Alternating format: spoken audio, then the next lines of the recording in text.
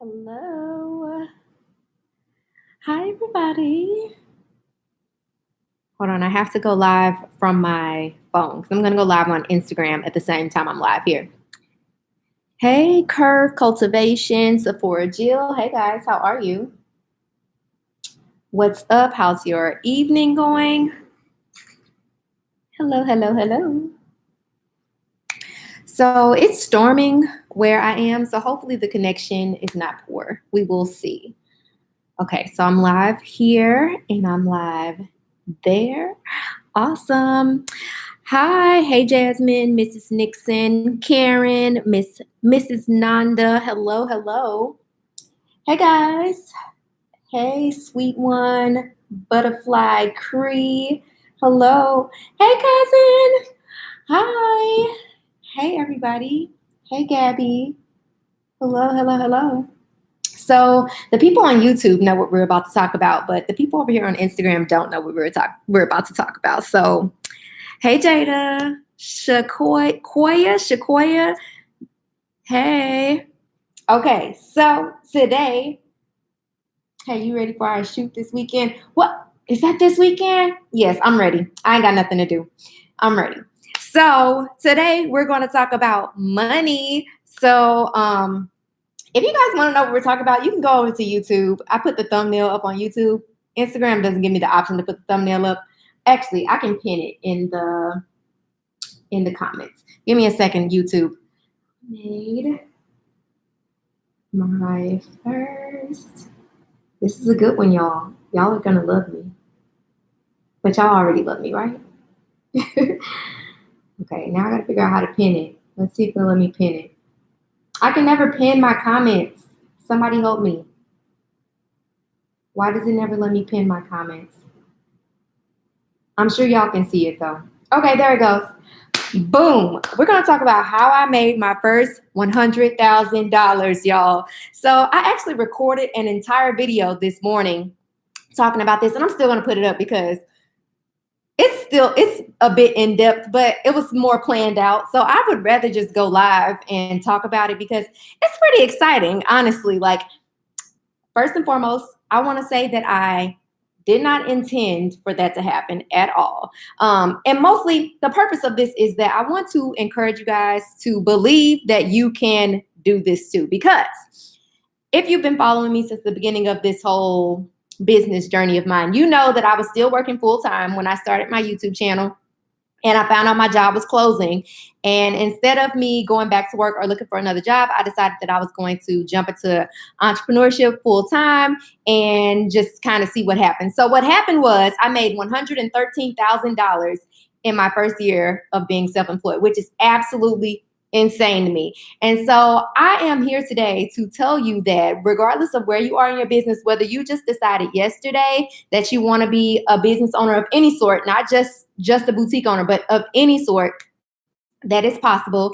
And it can happen really quickly for you. You can definitely create income for yourself literally overnight in sales, not profit. I'm not sitting around with $100,000 in my bank account. So let's be clear there. I made $113,000 in sales, in revenue, not in profit.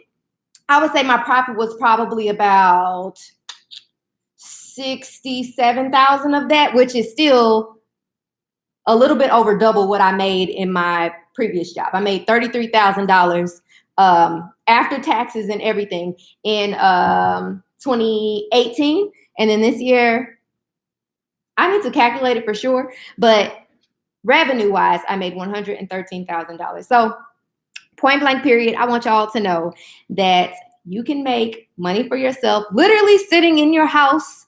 You can decide tomorrow that you want to create something and sell it and make money from it. I am living proof of this. And I also want to let you guys know that I never had the intentions of working for myself. I have a degree. I paid a lot of money for that degree. That degree is not in retail. It's not in business. It is not in fashion of any sort. I had every intention of utilizing that degree. And that is not how my life worked out. And I'm perfectly fine with that. But I want you to know that this also was not my intention. So even if your intention is not to start your own business, but you just want to create, some extra income for yourself, I want you to know that it's possible for you to do that as well.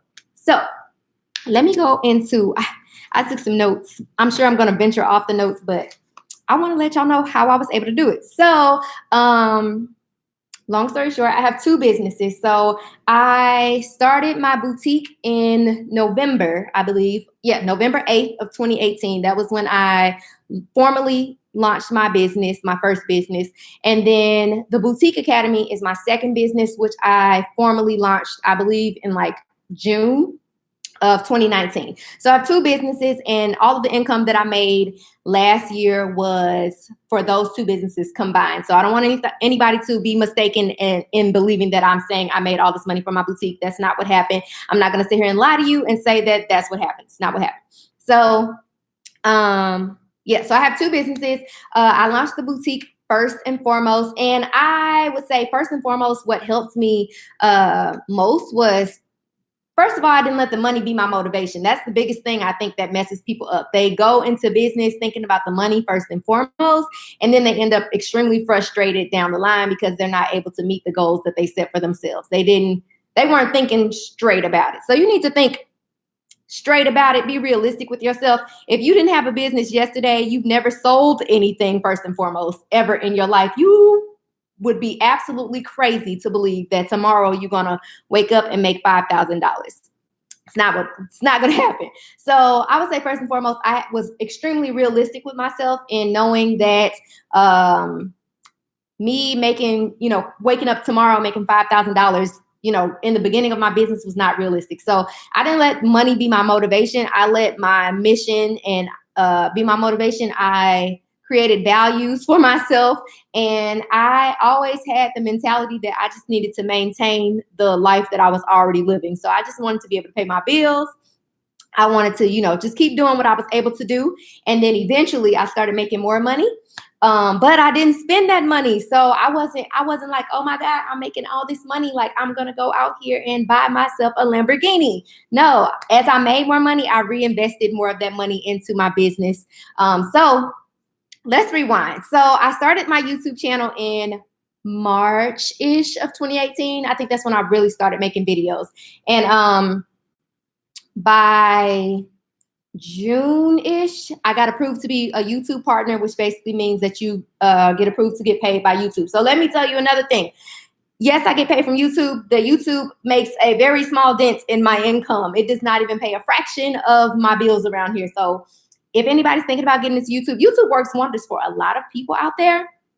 I'm not one of them. So I would say YouTube was very, very important to my business by way of providing or opening the door for more of an audience. So if anything, YouTube opened the door for me to be exposed to a lot more people all across the world, which extremely helped my business. So the moral of this long story is I created multiple streams of income for myself, and I just continued to do it. Every time I got a grand thought, I didn't hesitate on it. I was like, okay, I'm going to create this thing and I'm going to put it out into the world and see what happens. So before business, I was an extreme perfectionist. I had to learn to let that go. So if I had maintained that mentality going forward, I probably wouldn't have accomplished half of the things that I accomplished last year.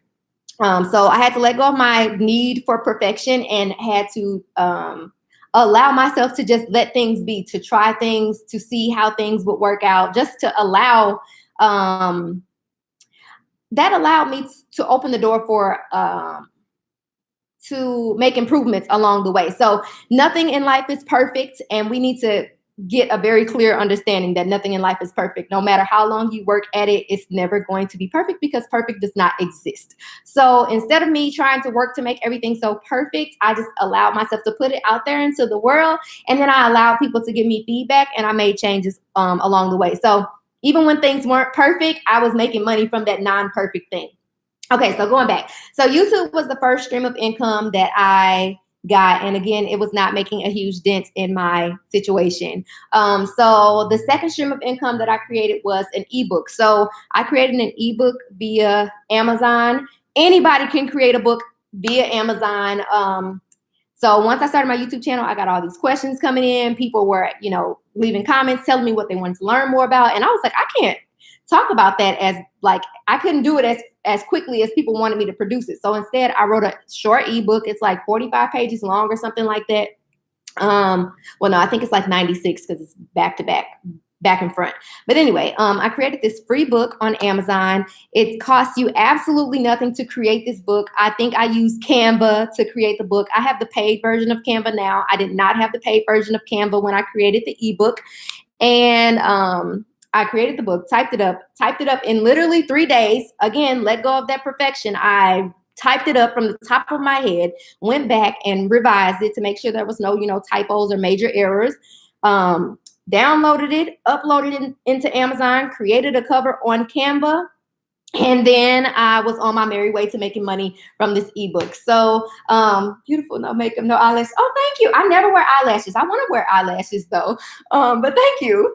So my book became my second stream of income. And so YouTube and the book both happened while I was still working full time. So another thing is that a lot of people often wonder how they're going to fund their business. That's how I funded my business. So I found ways to fund my business without me putting money out there. So if anything, I invested time. I didn't invest any money. So I invested time into writing a book, into publishing that book. I invested time in making videos and growing an audience of people who would buy the book down the line. So first and foremost, decide what it is that you want to do. Decide what audience you want to serve, and then decide how you want to serve them. So as I went along my business, I started thinking about all the ways that I could monetize what I was doing. So at this point, I still absolutely had no intention of starting a boutique. I was very knowledgeable in like where to buy clothes, how to price the clothes, how to take pictures of the clothes, all that, because that was what I was getting paid full time to do. And so when I found out my job was closing, I kind of had this inkling that I wanted to start a boutique, but I still was like, not completely convinced. So the money that I was making from YouTube and the money I was making from my book, I put that aside, and that was the money that I invested into my boutique when I eventually started buying. So long story short with that, you don't need money in order to make money in a way. I know a lot of people say that it takes money to make money, which is true down the line.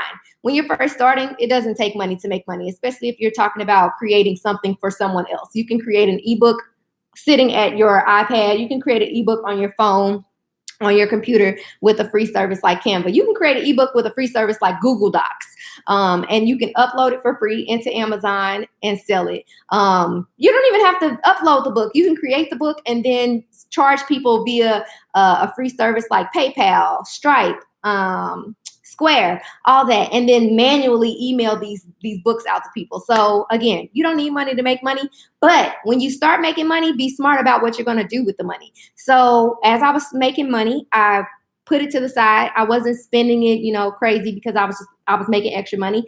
So eventually I did decide I was going to start a boutique, and I invested that money into my boutique.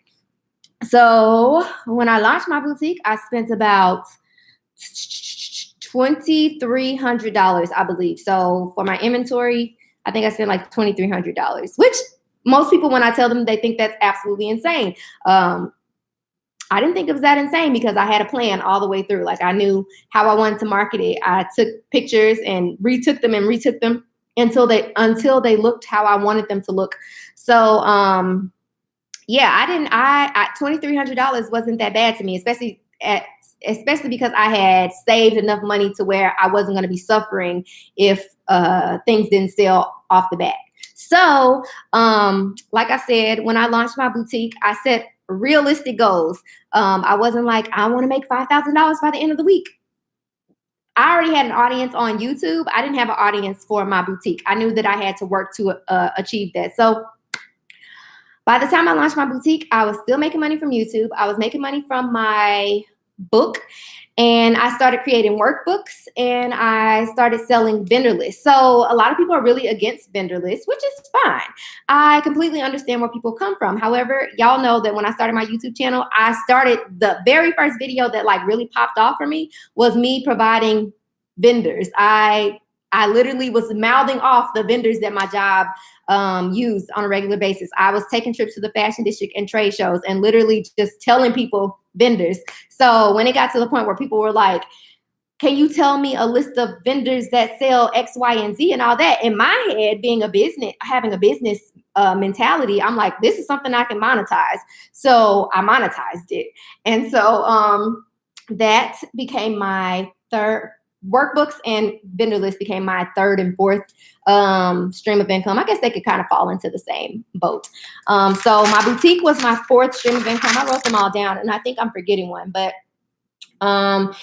so I was still doing coaching by way of free coaching via YouTube. So I know there's a lot of people that are like, just charge for it out the gate. I didn't feel like I was ready to charge people for something. I felt like it was very, very smart on my behalf to continue to provide as much free information as I could, to build up that level of trust, so that when I did decide I was going to ask people to pay me for it, that they were a lot more willing to do that and to pay me what I thought I was worth. So a lot of people, when they start a service-based business, they go right into it with a price point, and people are looking at them crazy because they're like, why would I pay this person that money? And they don't know nothing about you. They don't really know if they can trust you. They don't really know if what you are going to provide to them is going to actually work. So I spent probably a year on YouTube just making videos. At this point, there's over maybe 100 videos on my channel, and I'm literally just like giving away information. So again, not letting money be my motivation helped me to make money, if that makes any sense.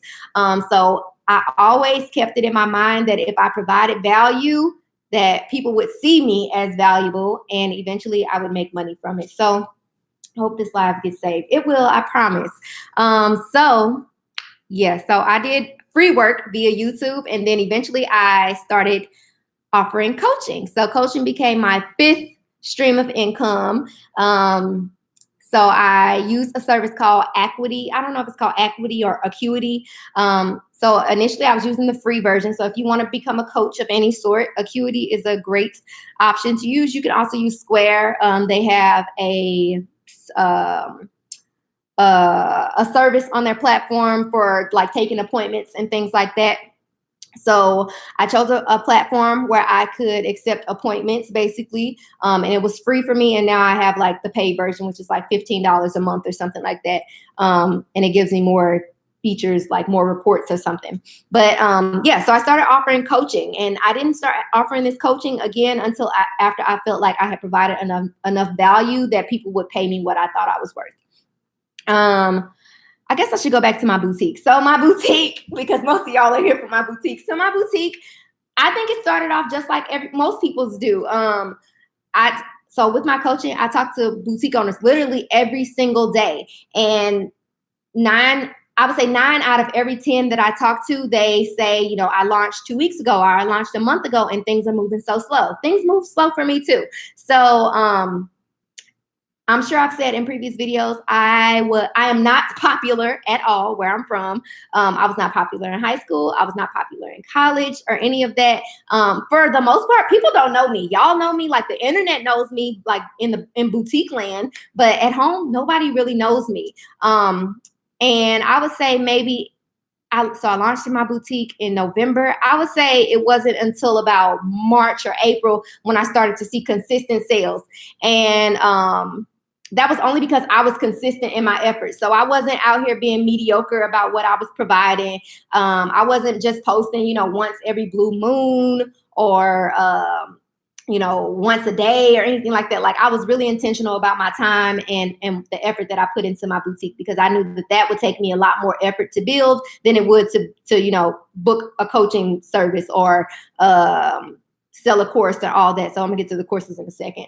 So my boutique, I would say out of all the things that I offer by way of my streams of income, my boutique was definitely the hardest thing to build, and it's definitely still being built. So a lot of people ask me, like, how much do I pay myself for my boutique? At this point, I would say I don't pay myself for my boutique. I am still building it, and because I have other streams of income, I reinvest all the money that I make from my boutique back into my boutique.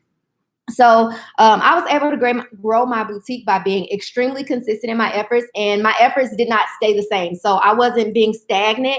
I knew that in order for me to grow my audience, I needed to grow in my efforts. So I frequently go back and look at the quality of my photos from when I first launched versus the quality of my photos now. I was using the exact same phone. I still use my phone to this day, so I haven't invested in any fancy equipment. My tripod is right here. I'm on my tripod, and my what's this called? My backdrop and all that is literally right up against this wall. So nothing has changed by way of like what I'm utilizing. I just got better in my efforts and what I was doing. So being consistent and constantly being dedicated to growing and doing better, people saw it. Like I was posting all the time, and not just posting. I was like, share this if you know somebody that loves the color red, or share this with someone who would look amazing in this, or I got nothing but mediums left in these 5 items. Are you a medium? Tag your medium friends, tag your medium sisters, tag your medium mama, whoever. I was on it at all times, and I was posting on. I have a Instagram page that I started back in college. It's my name with 5 E's at the end of it. If you go look at that Instagram page, literally the last however many posts that are on there are all my boutique photos. I literally stopped posting anything about my personal life, and there's just boutique photos. And almost everybody that follows me on that page is like people that I met in college. Those people became my customers. I was consistent about what I was posting over there. On this page is mostly just, business and boutique related things. And then obviously on my boutique page, I post things that are relevant to my audience and about my products and things like that. So I was extremely consistent with my boutique and extremely dedicated to just constantly doing better than I was. I invested in trips to the fashion district, trips to trade shows. And I was already doing that with my previous job, but it felt a lot different, more different when I was doing it for myself and for my own business and spending my own money. So I was a lot more intentional about how I use my time. I would say one of the biggest keys with my boutique was, one, allowing myself to just launch it and not wait for it to be perfect. And I constantly monitored what was happening in my business. So when I launched, I had an idea of like who my target audience was, or who I wanted them to be, what I wanted to sell to them, what I wanted my price point to be, and all that. But that changed over time because I was constantly monitoring like what people were actually buying, what prices they were willing to buy things at, what type of people were actually shopping with me. So over time, I literally stopped selling. So some things I invested more money into things that were actually working. I lowered my prices on certain things, raised my prices on other things. So I paid attention to what was working, what was not working. I eliminated what wasn't working, and I did more of what was working. So most people I think it's okay to take risk, but don't take risks, unnecessary risks. So like at this point, I know that I can sell dresses, jumpsuits, and matching sets, like with my eyes closed. But when it comes to like bottoms and tops and things of that nature, or in outerwear, I sell a lot of outerwear. So when it comes to bottoms and tops, I don't sell those very well. So I don't invest in them very often. Last year, I think the bottoms that I bought were all biker shorts. That was it. I didn't buy no jeans. I would never probably invest in jeans personally, unless I had a brick and mortar and people could come in and try them on. But I didn't buy jeans. I wasn't buying lots of like flirty tops and all that. I invested more in what was working. So I noticed people were buying dresses. I invested more money into buying dresses. I noticed they were buying certain colors. I invested more money into buying certain colors. I noticed they were buying sets. I bought more sets. So stop doing the things that aren't working just to see if it's going to work. Do more of what's working. That's going to drive more revenue to your business. So yeah, let me go back to my notes because I just been blabbing off at the mouth, y'all. I got a lot to say.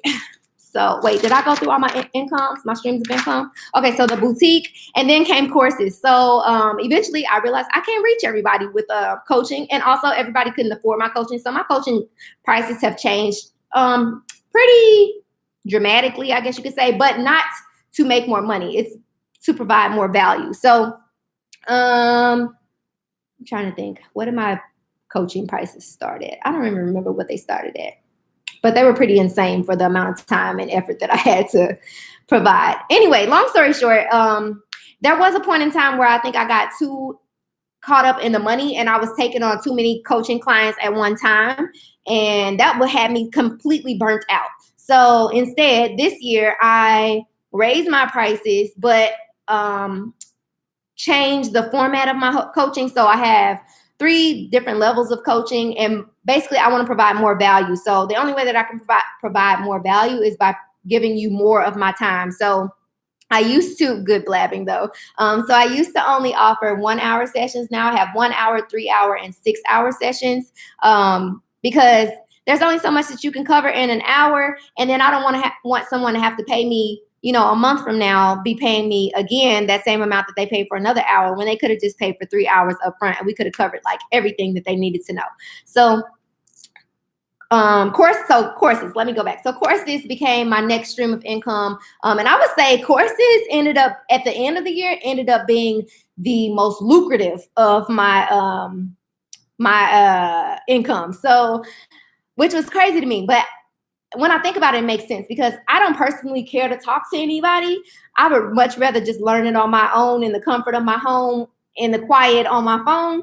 So, I played around with the prices of my courses, and I created courses that actually would matter to my audience. So some people, some coaches, they either try to create like a extensive course that covers every single thing, and then they give it like a high ticket price, which is fine. That works well for a lot of people's businesses, but I didn't think that was what would work best for my business. So instead, I created smaller courses that were about specific things that I knew was affecting my audience. So, and going back to knowing your target audience, regardless of if you're selling a service or a product, or whatever you're selling, it's really important to know what your audience likes and what they actually need, so that you can provide that to them. So the only way that you can know what they want or need is by asking them. So with both the Boutique Academy and my boutique, I ask my audience, like, what do you want to see? Or do you have any questions? Or what can I do better? So don't be scared to ask people what they want. If they tell you what they want and you provide that, they are much more likely to actually pay for it. So I made sure that I was always keeping my customer in mind, even with my videos. So I don't tend to make videos that are just about what I think y'all need to know. I always, at the end of almost every video that I make on YouTube, I say, comment below and let me know what you want to make, what you want me to make my next video about. I don't say that just to be saying it. I say it because I don't want to create content that you don't care about. So it was the same with my courses. I only created courses that I knew my audience would actually value. It wasn't about the money. It was about the value. I wanted to provide value to my customers. So at the end of the year, courses ended up like completely putting I would say without my courses at the end of the year, I would not have crossed the $100,000 threshold. I lowered my courses at the end of the year to like $20 to $50, and people bought so many. I could not believe it. It was insane. Like, people came out the woodworks. I thought I just had Instagram folk and YouTube folks, and random people were buying this course. It was crazy. But it showed me that there is true value in providing what people actually need. So when I was talking about doing more of what works in your boutique, it's the same. So when I started buying more dresses, or like when something was out of stock and people asked me, are you going to get more of this, or are you going to get in a different color? And I'm like, yeah, they bought it. So listen to your customers. Don't try to service them how you think they want to be serviced, or don't try to buy products that you think that they would like. Try to get to know them, and then provide what they want you to provide. So what other source of income do I have? So talk about my book, coaching, courses. So website building. I build websites. I hate building websites. I'm gonna just be completely honest with y'all. I hate building websites. Even my own. I really hate building my own. But it's a stream of income. So completely burned myself out in website building in 2019. In 2020, I will not be doing that. I limited the amount of website website building services that I was going to accept each month, because I ain't got time. And yeah, it just didn't make sense for me to burn myself out like that. So another thing that really helped me was paying attention to like what I was willing to delegate the most time to, and what I really didn't want to do. So website building was not something that I really wanted to do. So yeah. So I don't have much to say about website building. If you have a skill, this is what I'll say. If you have a skill of any sort, take a moment to sit down and think about how you can monetize it. So when I started creating all these streams of income, they weren't random. These were all things that I had learned throughout the duration of my life, throughout the duration of me working in retail and things of that nature.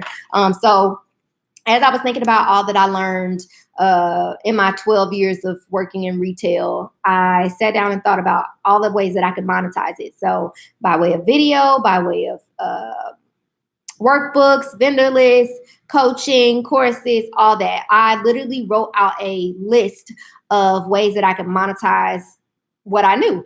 So literally for like the last 3 weeks or so, I've been asking all my friends and family, like, what do you think you're good at that you could teach other people? And whatever they say, I'm like, you should make a course about it.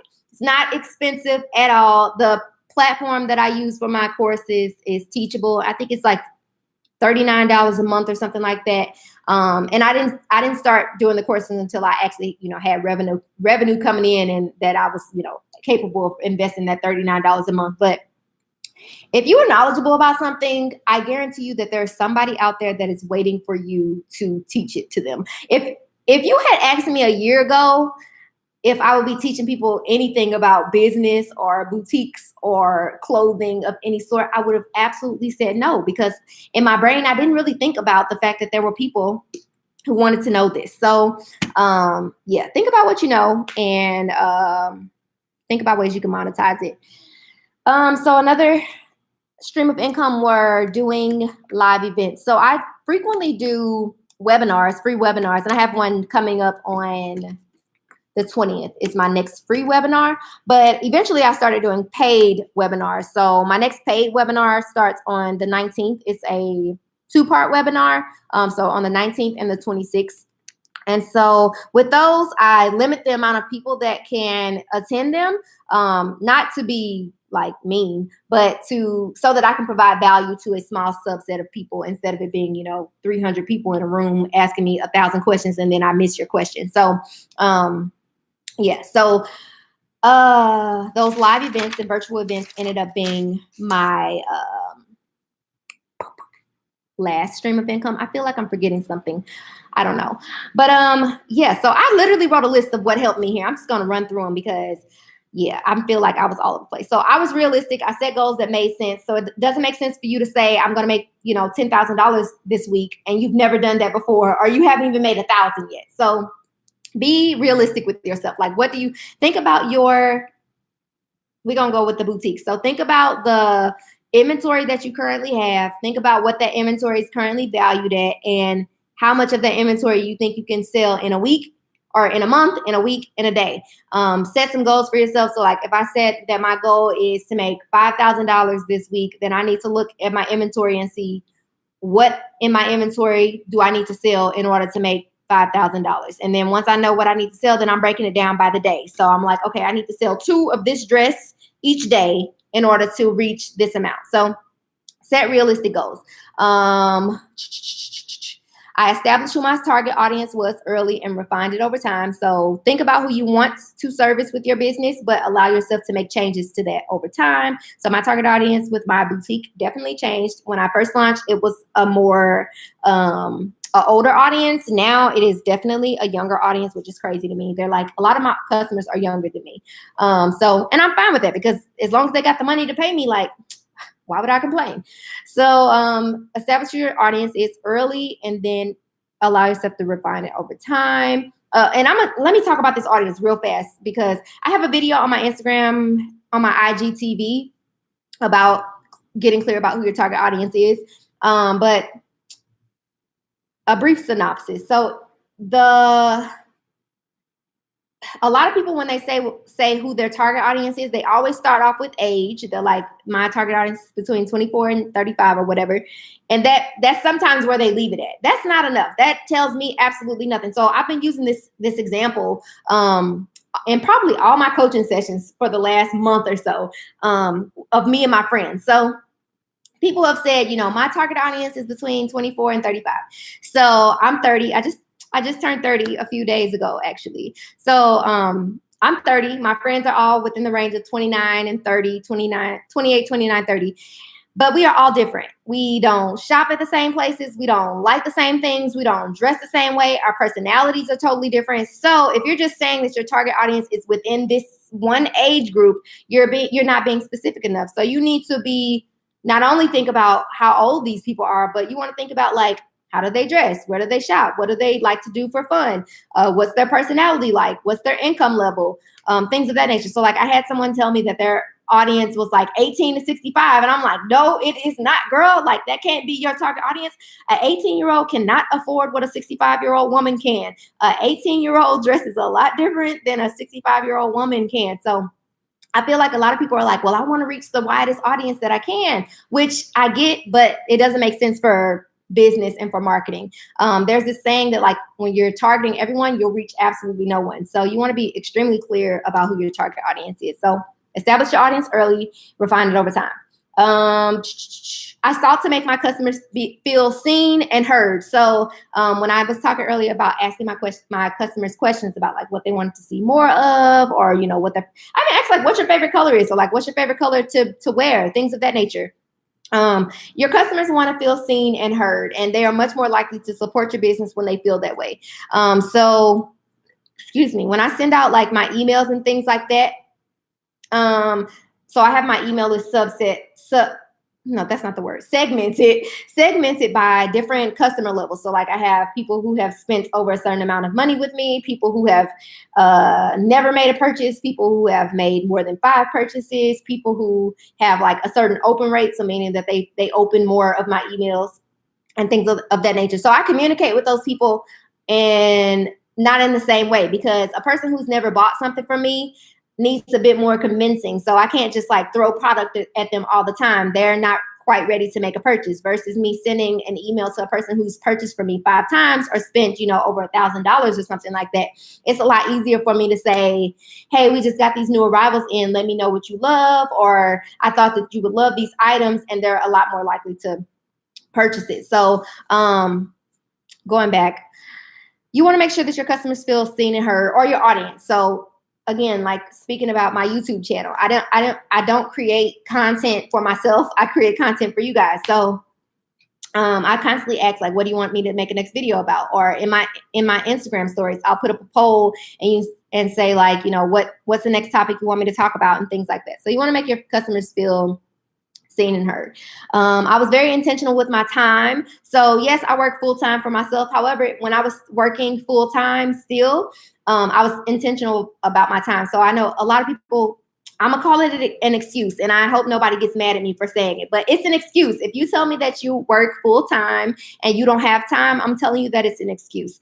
Because when I started my business, or when I was working on starting my business, I was still working full-time. I was working 40 plus hours a week as a store manager, but I still was intentional about my time. So in being able to be intentional about my time, it came with a lot of sacrifice. And that's the one thing that sets a lot of successful people apart from non-successful people. They're not willing to make sacrifice. So I sacrifice time with my family, time with my friends, shopping. I love shopping. I don't like shopping anymore. I used to love shopping. I stopped shopping. I literally I was intentional about my time and dedicated as much time as I could to my business. So my friends and family, like they were like, we ain't heard from you, or like, it's been 2 weeks, it's been a month. And I'm like, has it? I didn't know. And I literally didn't know, because I was so like laser focused on my goals. So I'm not saying you got to completely shut anybody out, but you got to be intentional with your time. So if you're saying you ain't got no time, you're lying to yourself. Stop lying to yourself, sis. It's time you stop lying to yourself. It's 2020. So be intentional about your time. So when I was still working full-time, I'm going to talk about full-time because I'm sure a lot of you are still working full-time. I would write out a list of the things that I wanted to accomplish in a week's time. And then I would delegate.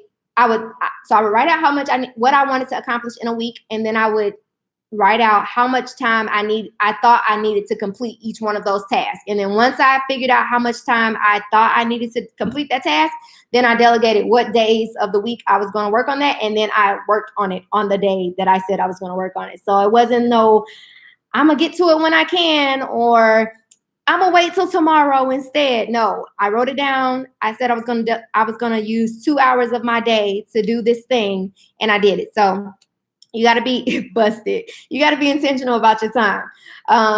Again, I didn't let money be my motivation. You're going to be extremely miserable if you let the money be your motivation. Yes, be proud of yourself. Like, I'm not going to tell you don't be proud of yourself for making this money. I'm extremely proud of myself for doing what I did, but it wasn't my intention to do that.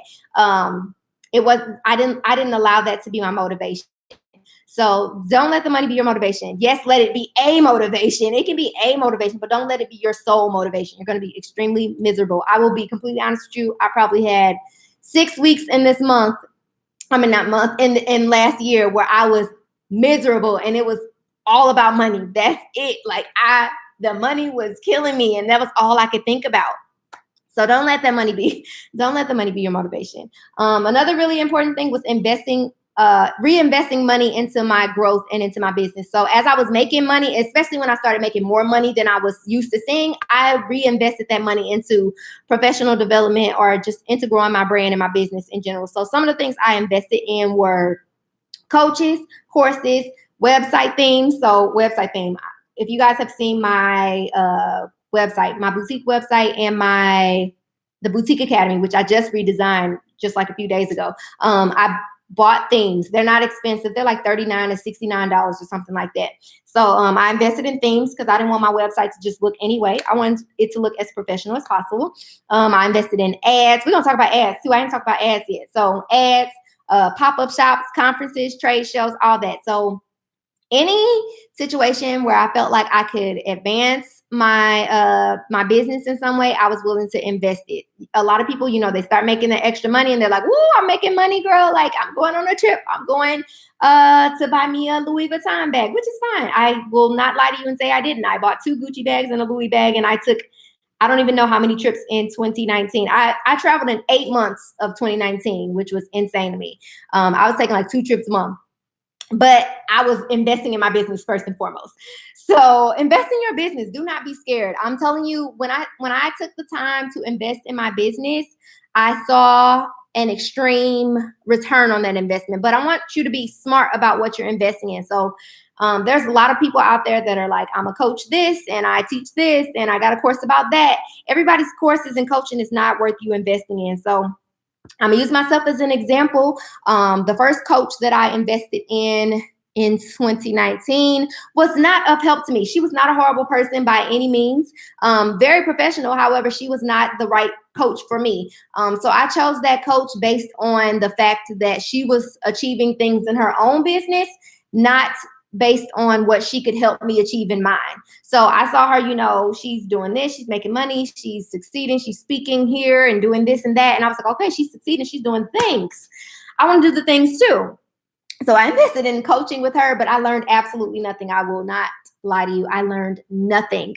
And that's because I chose that coach based on what she had achieved, not based on what she could do for me. So if you're going to invest in a coach, I recommend that you invest in a coach that's either in the industry that you are in, or, because that ain't the right move all the time either. Everybody ain't capable. A lot of people are really good at what they do, but they're not good at teaching other people how to do it. So invest in somebody who is either in your industry or who directly can teach you a specific thing that you want to learn.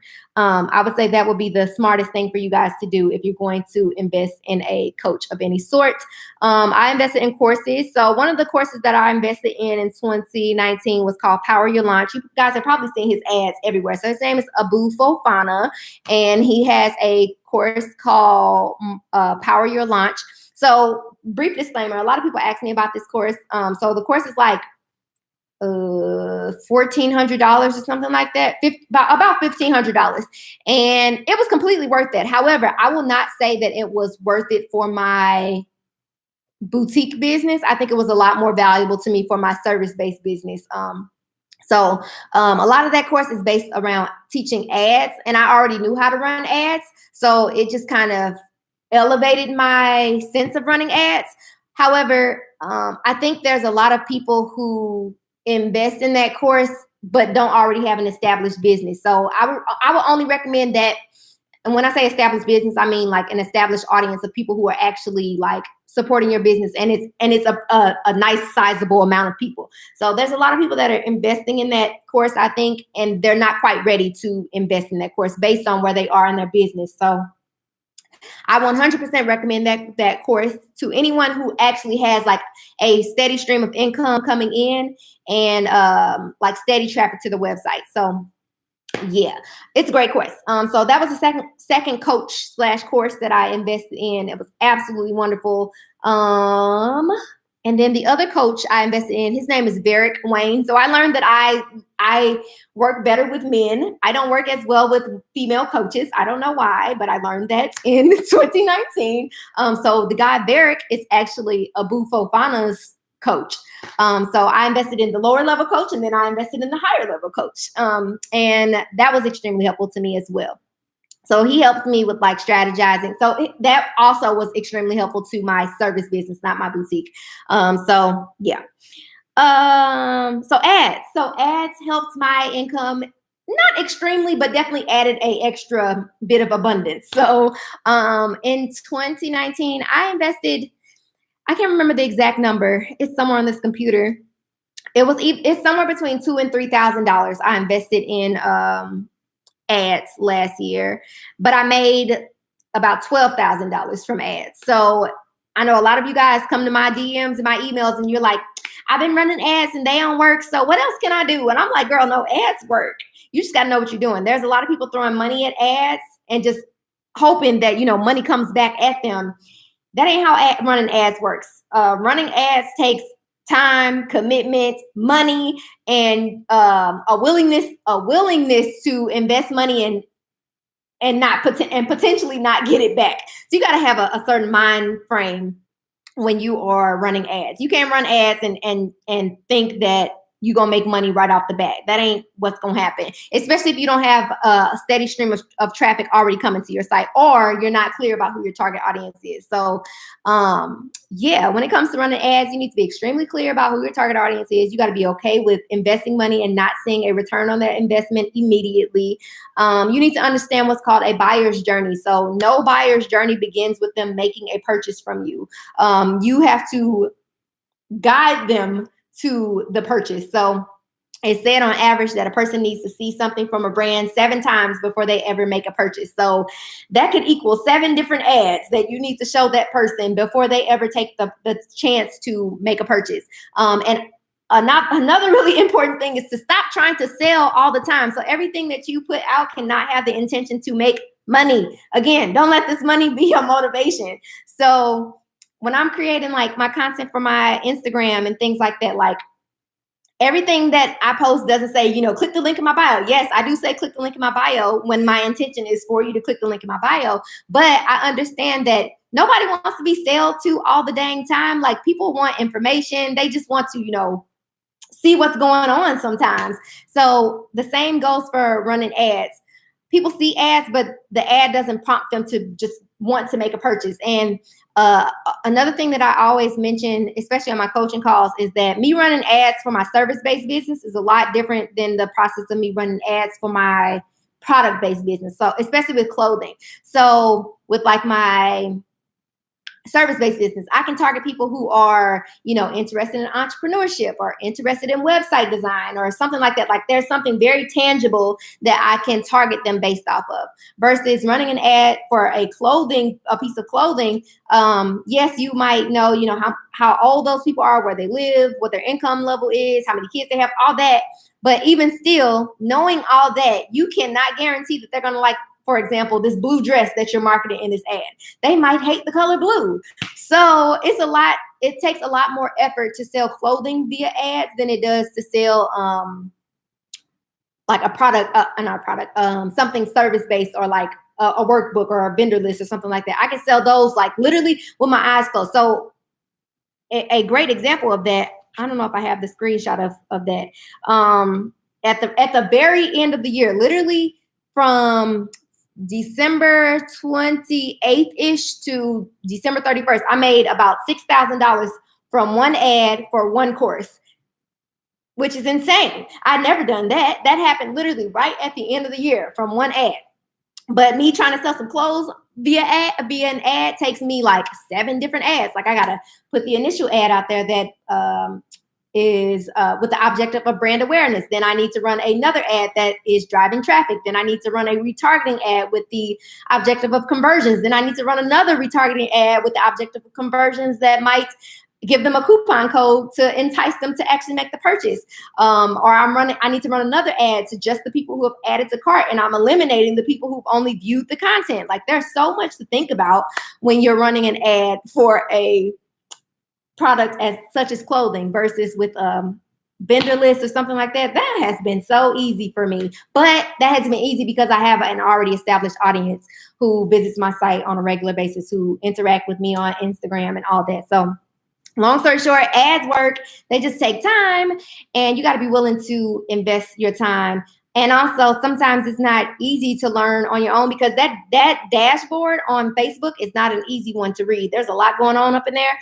So in one of the courses that I created was an ads course, not because I thought that I wanted to make money off of teaching people how to do ads, but because I literally hear every single day people say, I run ads and I don't make any money from them, or I just keep losing money.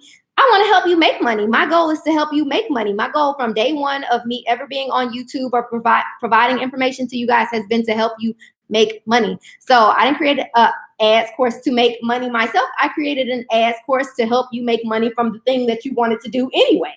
So ads are extremely valuable in business, but only if you actually know what you're doing and if you know who your target audience is and all that. So,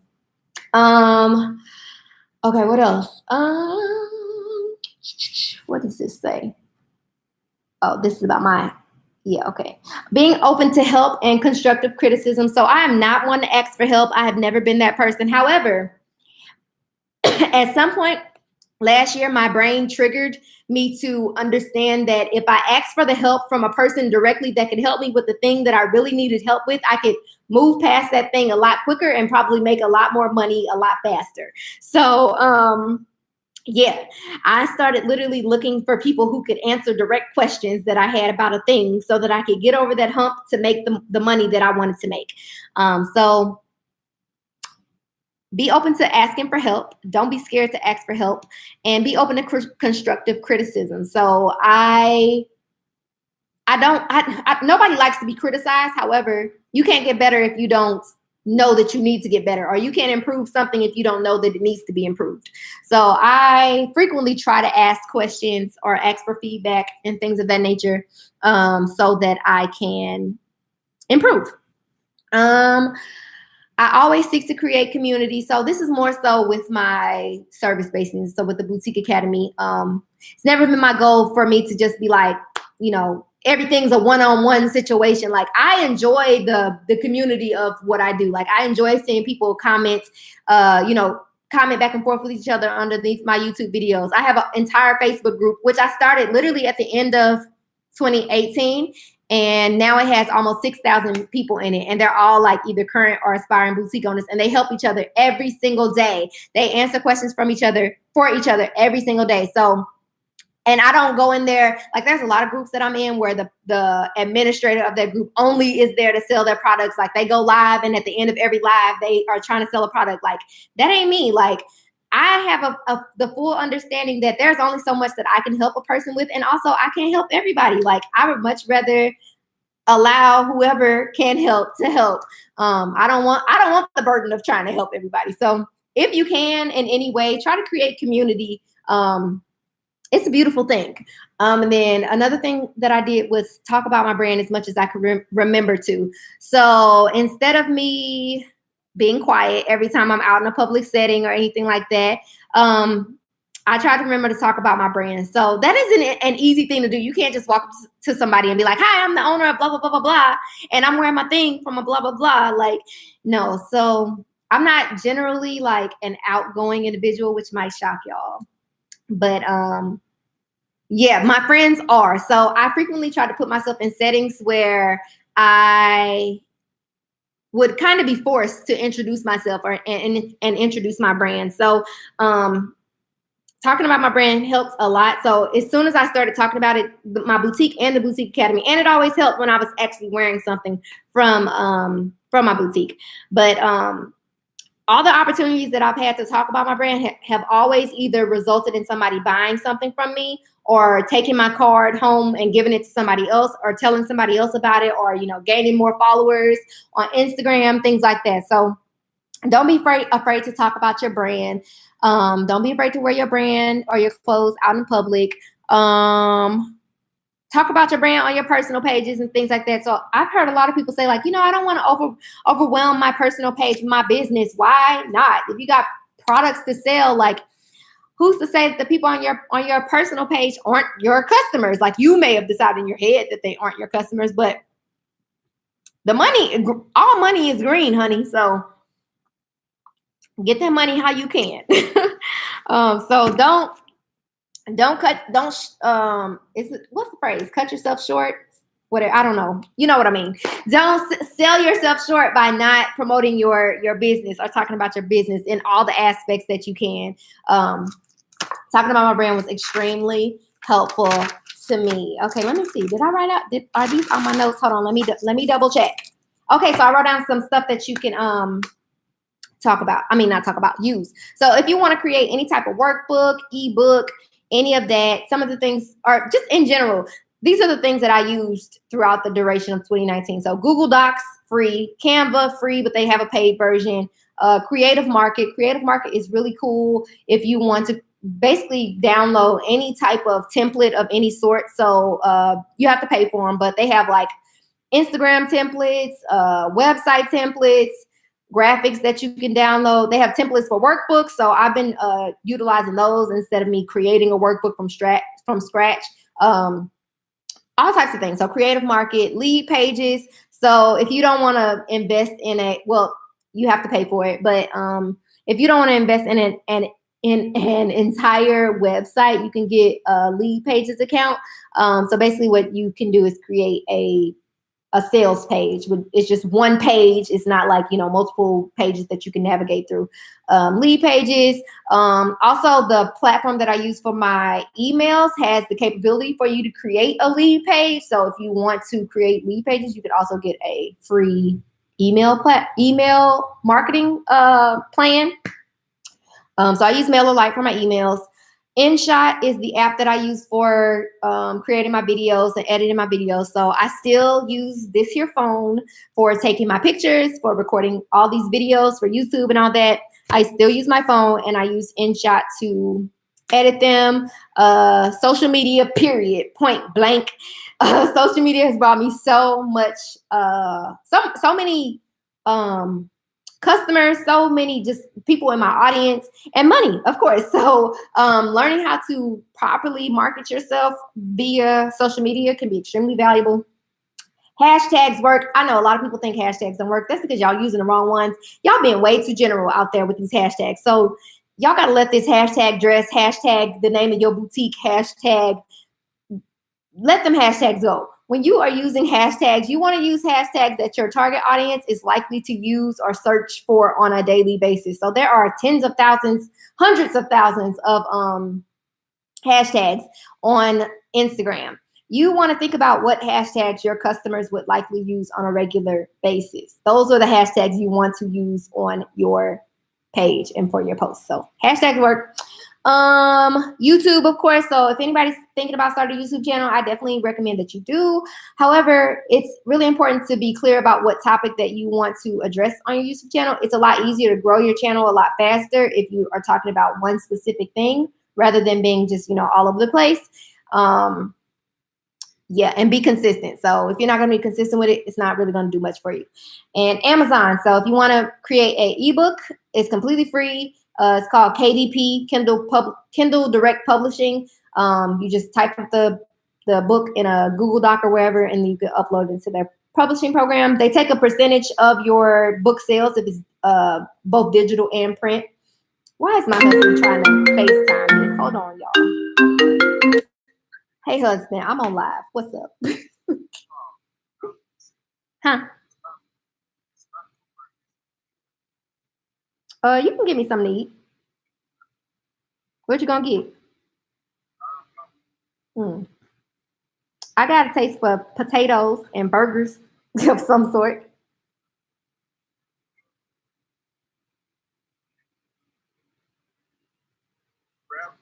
That's fine. Just a cheeseburger with just cheese.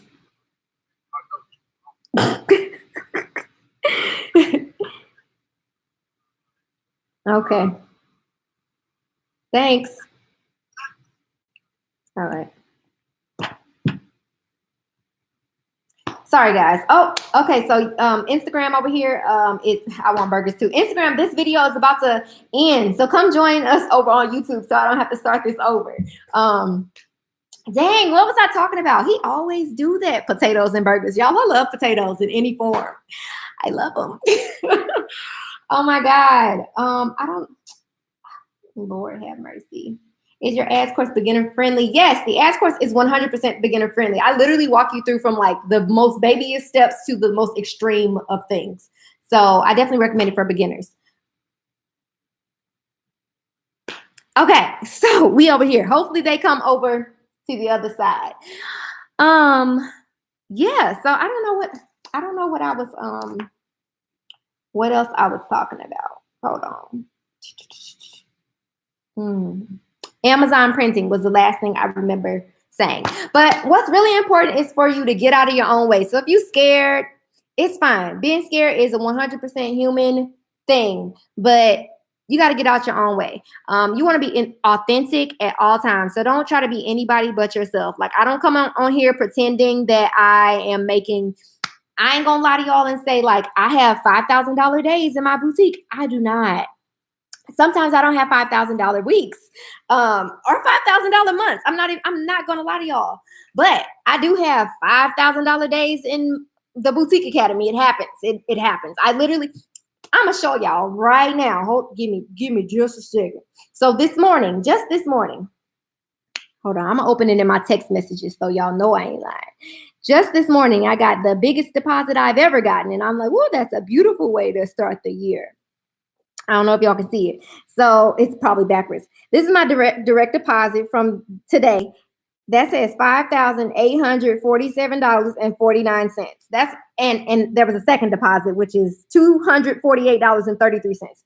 So I got $6,000 deposited into my bank account today. I get direct deposits every day, well, every weekday, literally. And it's amazing. I can't believe that it happens. It's the weirdest, craziest thing. It blows my mind every time it happens. So yeah, be authentic. Don't lie about what's happening in your life. I will tell everybody when things are sucking and I am hating my life. I will be completely honest about that. But your authenticity is what people gravitate towards. And be intentional. So don't waste your own time and don't waste anybody else's. So be intentional about everything that you do. Set yourself. Are you serious? Yes, I'm dead serious. So be intentional about your time and what you do with your time. Don't half ass nothing. Just like set a goal and then stick to it. Work at it. Don't slack. Do yourself a favor and do the work. I'm gonna show y'all what else. So these courses literally changed my whole life. Kid you not. And I'm telling you, like, you got to do it for the people. You can't just be out here creating courses that don't matter to nobody. Doesn't make sense for you to do that.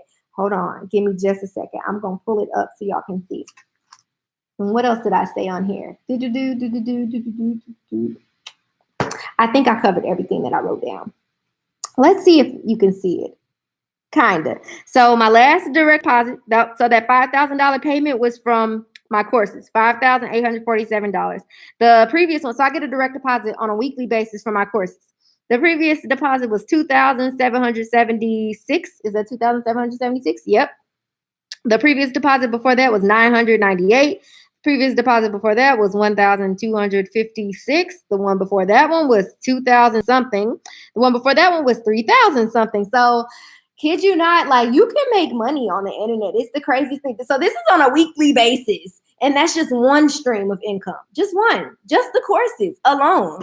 That's not my boutique. That's not the coaching. That's not YouTube, the books, the ebooks, the workbooks, nothing. That's just one, y'all. So I'm telling you, like, you could literally not have had the idea to create anything until this moment when I told you it was possible. And you could create that thing tomorrow, and by next week you could be making money from it. So I want everybody to make money. I would have never in my entire life thought that this would be my reality at all. I just want everybody to know that they can do it. I promise you I do. Okay, I know there's 1,000 questions in this comment box. Let me scroll all the way back up. Hey, everybody. Hello. Thank you, guys. Finally caught you live. Yay. Hello. How did you know what inventory you wanted to buy? I didn't. So when you first start buying inventory, like I said, I established who I thought my target audience was, and then I tried to buy merchandise for them. So when I first launched, my target audience were women about my age and older. I don't think I had really a set age, really. It was like 24-ish to 40 or something like that. They were like semi-professional, so most of them work in like a corporate or professional setting, things of that nature. So when I started buying, I was buying like things that were transitional from work to after work and things like that. I bought a lot of neutral colors, and then I bought like pops of color and pattern things to just like mix in there. So they were things that they could mix and match with the neutral things. But I quickly found out that they preferred the colorful patterned things. So I started investing more money into that. So when you first launch, you really don't know what's going to work. It really, that will be the first risk that you take. I would say what could help you to select the right things is just to go on the websites or find the styles that you're interested in selling and just post them all on your social media or wherever and say like, which ones do you guys like? So I still do this even over a year later after my launch. Whenever I'm getting ready to buy stuff, I literally screenshot all the things I'm interested in buying. I post it on my social media. So like in my stories, I don't do it in my stories as much. I usually do it on my Facebook page, on my personal and my business page. I'll post all the pictures and I'll say comment below the pictures you like, or like the pictures of the items that you like. Or I used to say, we're preparing to buy our next collection, or, release our next collection. Let us know which items are your favorite. And so I give myself a goal in my mind. Like if this picture gets more than this many likes, then I'll buy it. And granted, you don't necessarily know, just because a person says they like it doesn't mean they're going to buy it. So you still, at the end of the day, are taking a risk. But you eliminate a bit of that risk by asking your customers. So again, making your customers feel heard is extremely helpful. Hello, thank you so much for the coffee on Tuesday. Oh, you're welcome. So a marketing strategy that I used this week with both the Boutique Academy and my boutique was I sent a virtual Starbucks gift card to my email list. It was first come, first serve. I just uploaded some money to virtual gift cards, and then I basically screenshot the barcode, sent it out to my email list, and people on first come, first serve, they got a free coffee. So think about like creative ways that you can market your business and get your name out there. So like as people were buying coffee, I asked them to tag me on Instagram so that I could see. So I got tons of people. Hold on, let's see. Coffee. Hold on, I think there's more. There's another one. So I had all these people tag me. So basically, they shared it in their stories, and their followers saw, which meant I got more followers. People like, dang, who giving out free coffee? So yeah. Struggling with sales advice. What are you already doing? I would start there. It's kind of hard to give advice when you don't know what a person's already doing. Often we think we're doing enough, but we can always be doing more or doing something better. So what are you currently doing to try to make sales? I subscribe to you today, looking to start my own business, and I'm loving all the advice and your knowledge and excitement in this kind of business is inspiring. Oh, thank you. Thanks for following. I started a sewing workshop as another stream of income. That's awesome. Yes, guys, I'm kid you not. Just think about what you know. I guarantee you people want to know. So like people that have known me literally my whole freaking life we probably have talked maybe one time. When I started making videos about like starting a boutique or buying wholesale, all that, I got so many DMs, comments, questions from people who knew me my whole life, never talked to me a day in a day in their life. Like, hey, can you help me start a business? I had an entire kid y'all not. I had a consultation a few weeks ago with a girl from my hometown, and I don't know if she doesn't remember me or what. I don't know. But when we were kids, like teenagers, she hated me. We like she hated me. And so when I saw her name come across my list of people for my coaching that week, I was like, okay, this can't be the same person. It was this girl. Blew my mind. But you would be surprised at the things people want to know and the things that they would pay you to know. What else? Hi, James, what platform do you teach on? I teach on Teachable is what I use. How to make an email list based on audience, such as who bought something. So it depends on what email marketing platform you use. So I use MailerLite, and it gives me the option to segment my customers based on certain criteria. So it depends on what platform you use. YOLO. Who was it? Who was what? Ask me the question again. What was I talking about? 1,500. Is that how much you spent on your boutique? Come on, let's talk about this ads. How much for a one-on-one call? Because I need to know how to get Facebook ads working. My 1 hour sessions are $197. My 3 hour sessions are $495, and my 6 hour sessions are $695. And they all come with a payment plan. So the $197 is you can either pay it in full or it's divided into 2 payments. And the 3 and 6 hour sessions, you can either pay it in 2 payments or 3 payments, or you can pay it in full in 2 payments or in 3 payments. The 2 and 3 cost a bit more, but gives you payment options. So you can also do the ads course. Oh yeah, somebody just commented. So yeah, my ads course, which is $79. It literally walks you through how to create ads from scratch. I would say the ads course would probably be more beneficial. Unless you're thinking about doing like a 6 hour session. A 6 hour session could definitely get you where you need to be, but a 1 hour session will not help you at all with ads at all. I've had so many people try to get me to coach them on ads in an hour. We don't even get through, I would say we get through like not even a fourth of what you need to know in an hour to run no ads. So I would say either invest in a 6 hour session or just do the ads course. Also has a list of pricing for one-on-ones on our website. Yep, I sure do. I'm done with ebooks. My ass still not hitting like I want.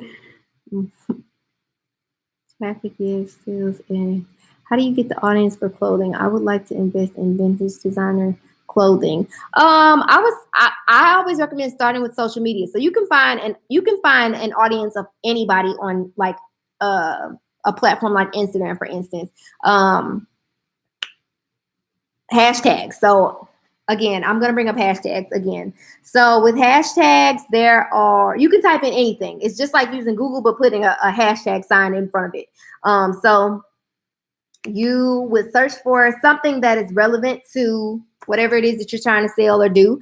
And the easiest way to build an audience is to start engaging with the people that you want to support you and doing it regularly. So this is what I do for my boutique as well. So with my boutique page, I don't follow too many people. Let me see how many people I follow. I don't have too many people that I follow over there, but that is extremely intentional.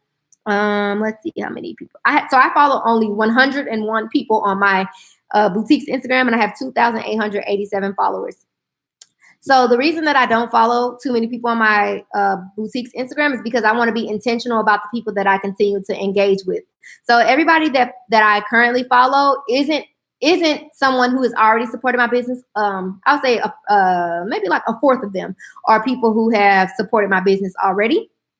The rest of them are people that I think would make potentially good customers, or that I think would like my business. So these are people that have either, liked a post or commented on a post or something like that, or frequently do, or people that I found through hashtags, and I, went through their page and saw, how they dress and what they talk about and things of that nature. And I want to remember to engage with them so that there's like this level of trust built, and hopefully, they continue to see me interacting with them, and they finally, come on over and make a purchase. So it works. Doesn't work sometimes. You never know. But be intentional about who you follow. Don't follow everybody that follows you, because everybody ain't your customer. Point blank, period. And the way that this Instagram algorithm works, you don't want to be following everybody. It doesn't make sense for you to follow everybody. Your ads course is bomb. I spent $10, five on each ad set. It got 150 link clicks in a day. Hey, go girl. That's awesome. Yes, so I had a consultation with someone earlier today, and she was asking me a few things about the course. So I told her I'm going to add 2 more videos to the course this weekend. So be on the lookout for that. Here, I want to show you guys one of my ads. So this is one for one of my courses. I don't know if it's going to be. So nope, this one right here. Oh, snap. Hold on. So I'm currently spending $5 a day on it. I've spent $357 on it, but if you can see underneath the title, I've had 149 purchases from this one ad. So this is ad I started running right before the end of the year. So I'm running this ad for $5 a day. So no, I increased this ad. So currently it's running for $5 a day. When I first started running it, I was running for $5 a day. Then I increased it to $10 a day. Then I increased it to $20 a day. And then I decreased it back to $5 a day. So currently it costs, for every purchase that I get, it's telling me, so it'll tell you how much that each purchase cost me. So it's cost me $2.40 per purchase. So I just changed it back to $5 per day today. Previously it was at $20 a day. So it was costing me $2.40 for each purchase. And the course is $39. So I was making a profit of $37 every time a person bought that course from that ad. So ads work, y'all. So that's $357 that I've spent. That's the ad that I was talking about that I made $6,000 on. I've spent $357 and I made $6,000. Crazy. The things that are possible on the internet blow my mind, y'all. Blow my mind. I'm currently working through her ads course, and it's so much material. I know once I get through it and really understand, I will be able to hit it. Yay! That's awesome. I'm gonna put the link to the ads course I'm gonna just put the link to my whole teaching. Basically, I'm gonna put it in the comments. The dashboard stresses me out. Girl, the dashboard stresses me out too. So, and that's another thing I need to change in the video. So when I first made the course, the dashboard looked one way. They've changed the dashboard, so it looks totally different now. So I need to make an updated video of what the dashboard currently looks like. When did you decide to change your target audience? I decided to change my target audience after I started seeing a steady like stream of purchases coming in from a certain type of people. So I was frequently seeing like young girls buy things. They were like, how old is my younger sister is 20. My 2 younger sisters are 23 and 26. So she'll be 27. So 23 and 20. So they were between like 22 and 26-ish. So I was literally paying attention to like the things my sisters bought, how they dressed. I paid attention to the girls that were shopping with me and things like that. And so I changed my target audience based on them. So like my sister, who is 26, about to be 27, she's literally like one of my #1 customers at this point. Like she gets mad at me when I get new clothes because she buys almost everything. So that's how I know I'm doing something right, because my sister wants everything. Everything. My best friend David turns 21. Can you say some words for him? Thanks. Oh, love the group. Very helpful. Join if you haven't. Yes, join the Facebook group, guys. I've learned so much in a few weeks. That's awesome. Yeah, there's like hundreds of posts that come through that thing in a week. It's crazy. I'm store manager of a $4 million store with a fashion marketing degree. After 5 years, I decided that I'm going to open my own online store. I'm so scared despite the knowledge that I have. Girl, you can do it. Like that was one of the things that I had to tell myself. So when I literally I've had so many jobs in retail. I made a post about it the other day. I've had probably nearly 30 jobs. And so this is another really important thing. So I know a lot of you guys are still working full time. And so, when I was working full time, every job I've had has been in retail. And I am a person who has always craved knowledge. So anytime I switched jobs, it wasn't for the money. I've never been money hungry. My mom would be so proud. So anytime I switched jobs, it was literally for the purposes of me learning something that I did not know. So Every time I got a new job, I learned something new. Once I learned what I wanted to learn, I was like, okay, I'm gonna move on to the next job and learn something else. So I didn't always make more money every time I ended up with a new job. And so in those instances, I usually got a second job. So yes, I had to spend more time to make more money. However, I gained more knowledge by doing so. So when I got to the point where I was, ready to start my own business, I realized I knew a heck of a lot.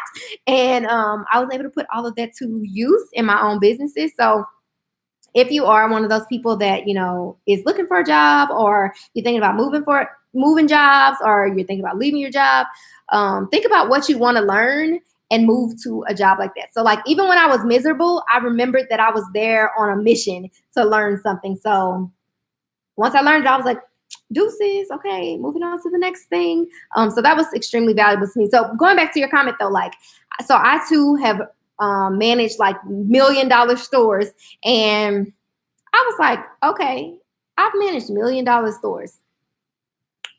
Yep, I've done that. Why can't I do that for myself? Why can't I do that? I was like, I've built a team. Now I don't have no team. I really want to get a team, but that the thought of hiring a person scares the crap out of me. But I was like, okay, I have built a team before. I've made money for someone else and done it every single day, like 40 plus hours a week for the last 12 years. Why can't I do that for myself? So you can do it. You can do it, especially having the knowledge. That's one of the things that a lot of people lack. No shade to anybody out there, but I made a post about this morning. Customer service goes a long way. So there's a lot of situations where, not a lot, but there's been a few instances where, not with my boutique, but with the Boutique Academy, because it be some shady people coming, buying these vendor lists and stuff. Everybody wants to do a charge back or say they ain't get some, all that. Anyway,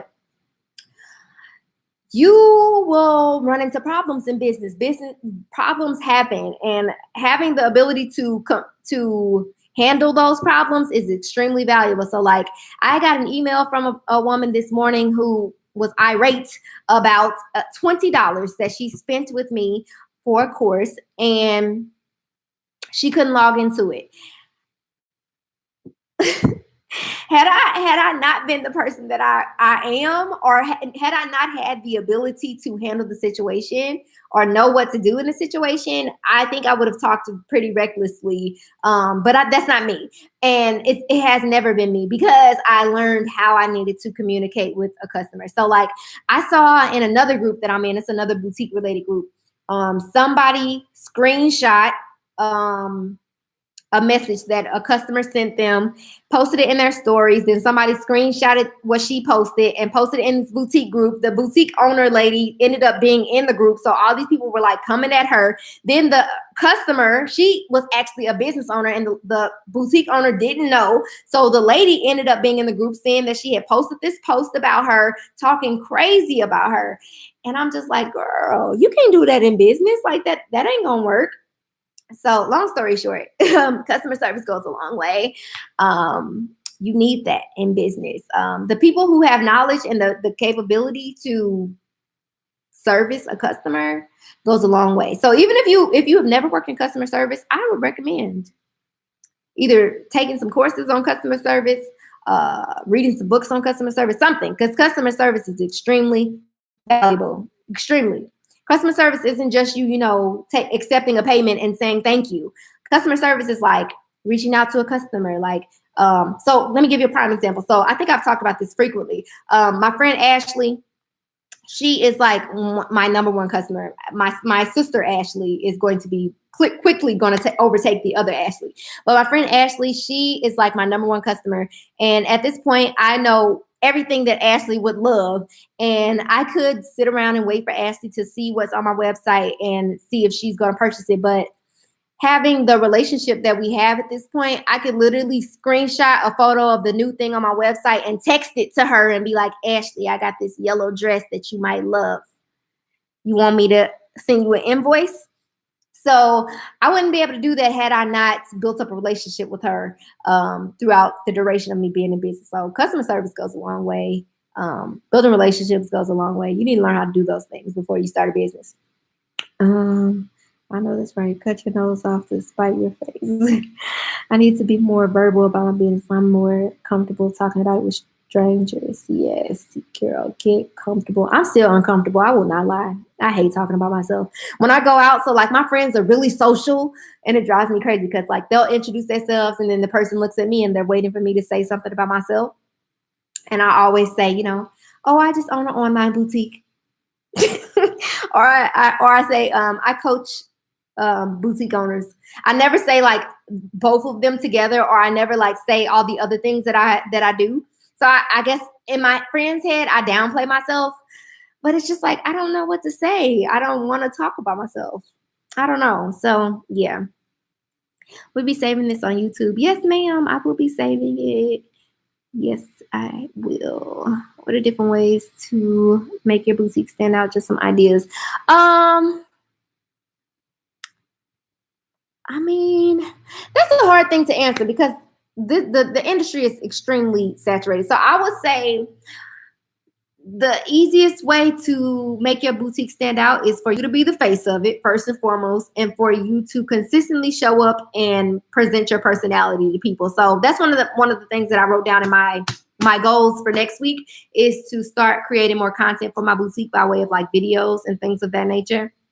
Because everybody's out here selling the same clothes and things like that, which is fine. Like somebody else could sell something and I could be selling the same thing and I'm gonna sell out of it before that person because of the trust that I built with my customers and things like that. So honestly, I can say the easiest way to set your business apart is to be yourself and show up as yourself and do it consistently. I really don't have any tips for standing out because I don't feel like my boutique really stands out. I think I just am really consistent in my efforts and am constantly like striving to do better and make my pictures look better and get better quality clothing and stuff like that. So I increase my efforts and try to do everything that I'm doing better.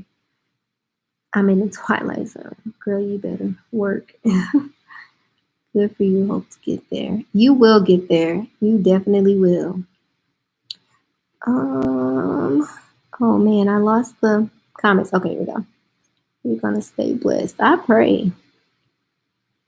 That's why I love your course. It's very helpful. Thank you. Giveaway ideas to build your audience. I've only done 2 giveaways. I just did the Starbucks thing, and then I did a giveaway of $100 worth of clothing. So some people were like, $100 worth of clothing. I'm like, girl, that ain't that much. So it's $100 of like what it's priced at. So if I only pay, $30, $35 for those items, I'm only losing $35. So I did a giveaway of $100 worth of clothing. But my intention for that wasn't just to give out clothing. So I was very intentional about like what my goals were around that. So I'm trying to think of the stipulations or the rules of the giveaway were that they had to comment to tell me what their favorite item on the website was.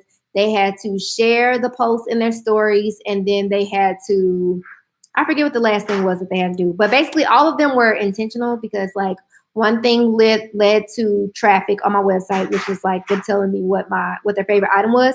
And so when they visit my website, that meant that my Facebook pixel was gaining data, which meant that I would have more people to target with my ads and things like that. They were sharing the post in their stories, which meant that I was being exposed to a larger audience. And I can't remember what the third thing was, but basically all the steps that I chose were intentional and helped my business down the line. So it was nothing for me to give away $100 of clothing that cost me $35, And so even down to choosing the right, choosing the winner. So most people literally randomly choose a winner. I did not randomly choose a winner. I literally went through every single person that entered. Thank you. That entered the contest, and I chose a person that I felt like would reflect my brand the best, who would look the best in my clothes, and who had an audience of people that I thought would actually support my business. So I was extremely intentional about who I chose as the winner. And then the Starbucks thing. Through the Starbucks app, I got a virtual gift card and then sent the barcode to my email list. Did you use the stock photos when you did that? When I did what? I've never used stock photos for my boutique, if that's what you're asking. I've always taken my own pictures. Thanks, husband. They was laughing at me when I said, I want potatoes and a burger. They're like, potatoes? Oh, you love me. Thanks. Hi, I'm from Detroit. My friend and I launched in August. We have been doing fine, but still learning. You have been an inspiration. What platform do you teach on? I teach on Teachable. Teachable. I'll put the link in the comments. Someone in the group tried doing that, but one person ended up. I saw that. So it's So if you put if you put the gift card number underneath the barcode, then a person could just upload the entire amount to their Starbucks account. So that's what happened. Somebody uploaded her entire amount to their Starbucks account.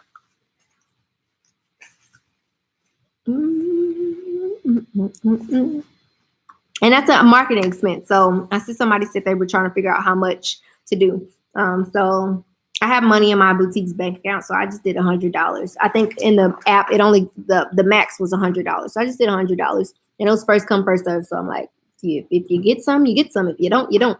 So I had a lot of people email me or DM me and say, I tried it today and it didn't work. I'm like, because the money gone, girl.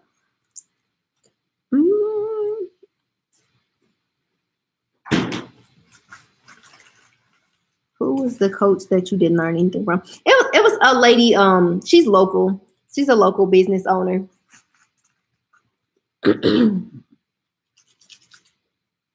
I don't think numbers matter. People are just trifling. People are trifling. Too funny. What is the Amazon self-publishing thing again? If you Google Amazon KDP, K as in kite, D as in, what's your name? Derek, P as in Perryman. It'll pop up.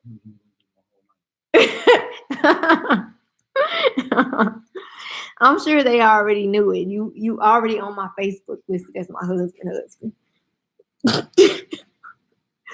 Lord. I agree. People are trifling. People are trifling, y'all. I be dealing with trifling people every day. When you update the videos on the courses, will those of us that have already purchased get the updated course too? Yep. I'm going to update it right in the courses that everybody's already in. And then I'll send out an email once the new videos are updated in there. When will you be doing website IG?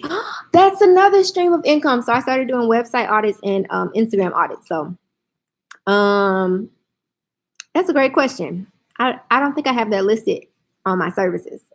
I'm going to add it because those are pretty easy for me to do. And I get to shop while I'm doing it, which is not the smartest thing to do, but. Oh, go back. I'm in a situation similar to what you went through. My job ended mid-December. Started my resale business in April. I plan to add clothing this year. I definitely need your help. Yes, come on over. I'll be glad to help. You mind sharing some of the apps you use for your online store, Shopify? I actually don't use really any apps. I use, I don't think I have any apps that actually add anything of value to my boutique, honestly. Hold on, I'm gonna check as it's loading. Yeah, so I don't use any. I only have Afterpay. I have MailerLite, which is my email marketing. I have 2 apps uploaded or downloaded, but I've never used them. Shopper and Stock Remaining Counter. Oh wait, no. So I do use that one. So the Shopper and Stock Remaining Counter just adds like a little number thing to each product to tell people how many of the product is left, and it tells you when the last time was that item was purchased. So I do use that one. And then the other app I have downloaded is Smart. It's SMAR7 bundle upsell. So it's supposed to help you like upsell items, but I've never utilized that one. I probably should try it out. I'm super excited. I will be at Magic in February. Yay, I'll be there too. I'm hosting a workshop at Magic if anybody wants to attend. It's $197, but it's a 3-hour coaching session, and we'll be in a really pretty suite at where we gonna be? At the MGM Grand. It's beautiful. Y'all should come. One of the girls is coming. She was saying we should have a pajama party. I'm like, girl. It was funny though. I mean, feel free to come in y'all pajamas if y'all want to. I've been following you for over a year now. Amazing growth. You've always been an inspiration. I'm going to Magic in February. So excited to meet you. I'm excited to meet you too. Giveaways are great, but people don't like to follow the rules. Exactly. So the people that don't follow the rules, they ain't in the contest. Your burger and fries have arrived. They sure have, girl. I love me some fries. I would not suggest giveaways in the early stages. You really are just risking your all at the beginning of your business. So me personally, I wouldn't recommend them.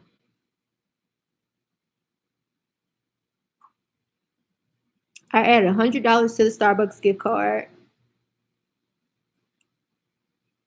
I sure enjoyed that Starbucks. When you put photos on your Facebook page asking what they like, what photo? Oh, yeah. So when I do that, I use the stock photos. So I literally just screenshot the photos from the wholesaler and post them on my page. So this is before I purchase it. I haven't purchased anything. Basically, I'm using their feedback to decide what I'm going to actually purchase. So I have a few things on my floor and packages still in there that I got weeks ago that I need to photograph. I'm going to try to photograph them tomorrow. Maybe. We'll see. But yeah, so all the things that are in there are things that the people told me to buy. I literally have to beg people to get involved in the giveaway. It really annoys me so bad. Who doesn't want free clothes or money? I'm convinced people just don't want to see you win. Maybe that's just not the tactic that you should use. Maybe you need to try another tactic. What somebody say? You just put your husband whole government out there. Well, I thought all y'all already followed me on Facebook. My bad. Too funny. I know you're going to eat soon. Just wanted to say thank you. You've helped me tremendously. Shoot, I'm still going through the courses I got from you. Oh, that's awesome. Our call is in 2 weeks. And what have you accomplished since our last call, ma'am? How are things going? What's your opinion of business credit, like business credit card?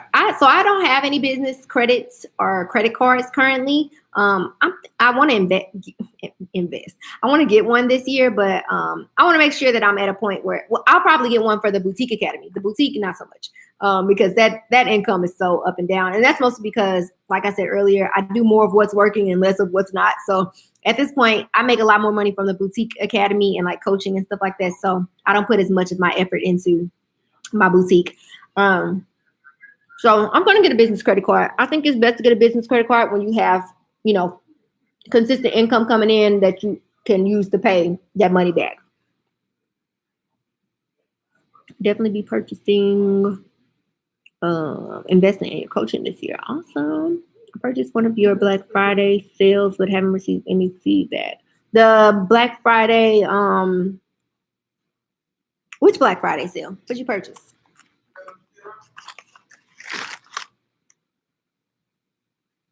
Yeah, price change on Shopify. Automatic change the price on schedule. Oh my God. Let me write that down. That's exactly what I need in my life. Because I be manually changing things. I knew there was an app for it. I just didn't feel like researching it. Hold on. Let me write that that's the app. Because later I'm going to look at that and say, what is this that I wrote down? I'm not rushing you in any way. I am just wondering. Oh, shoot. What do I mean? Oh. Do you mean you bought a audit? A website or Instagram audit? Let me know if that's what you're talking about.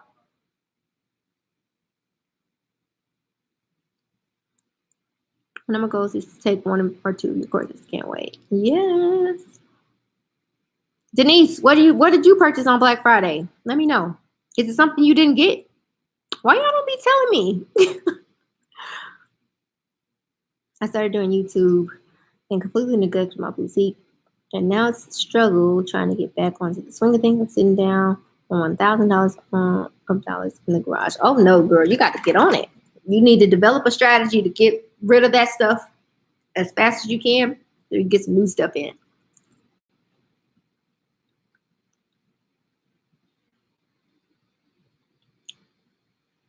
Started to realize having a boutique, I may not love it, which is why I'm not putting in the effort and realizing I'm leaning towards my first little boutique. Well, that's fine. I think it's perfectly fine for a person to, come to the realization that whatever it is not, what's best for them, and to try something else. Purchase the IG audit. Girl, why y'all didn't tell me? Marissa, hold on, I'm gonna write this down. There were so many. I thought I got through all of them. And Denise Watson. Okay, I'm gonna look at it when I get off of here. Guys, why y'all didn't tell me? Since our last call, I decided to take my own pictures. Yay! Clean up my site, get 2 new things. Your website was already beautiful. Grow my text marketing. I'm a day, I grew 35 people. That's awesome. I want to get into text marketing this year. Can you touch on business insurance? Do you have any? I sure don't. I probably should get some though at this point. I have absolutely nothing for you on business insurance. I want to go to Essence Festival. I've never been. I literally have a tab sitting up on my computer. It's been sitting up for like 3 weeks of how much it costs to get a retail booth space there. It's a lot, but yeah, I want to go. What app do you use for text marketing? Oh, I don't use text marketing. What you use for text marketing, hon? Is it too late to buy the 2-day training? And are you able to say what all it will consist of? Yeah, I don't know off the top of my head what it consists of. Hold on, I am going to find the link. Instagram.com/JansShorty. So the 2-day training is going to be on January 19th and January 26th. So the first session, I believe, is all about social media and content marketing. So that one's primarily just about marketing, how to improve your marketing and improve your marketing by way of, driving more, or improve your marketing to drive more business and more sales. And then the last session, and we also talk about ads too. So obviously I can't teach ads in like 2 hours, but it'll be about ads too. And then the last session is about, honestly, I cannot remember for the life of me, but on the link that I'm about to put in the comments, it actually will tell you what all of the sessions include. Copy. So if you scroll down on that page, it'll say session 1 and session 2, and it'll tell you what's included in each one of those. I'm watching it live and getting my kids ready for bed. Oh, that was me half an hour ago. But I wish I knew this before I didn't spend so much money on products sitting in my garage, taking up all my car space. I already shut down my shop. Oh my God, you already 1 foot out the door. I thought you were too busy. I am busy, but I'm never too busy for someone who's already gave me their money.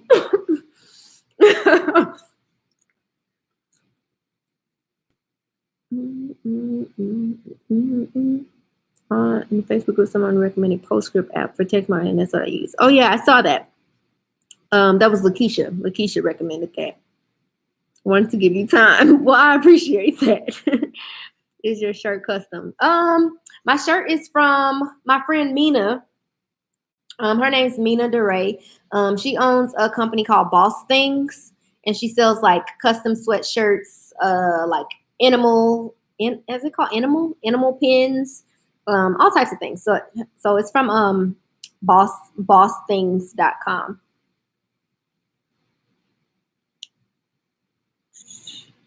Can I just say you are gorgeous? Oh, thank you. Thanks. Jan's like, girl, you are the GOAT for this boutique business. Oh, thanks. Y'all be making me blush.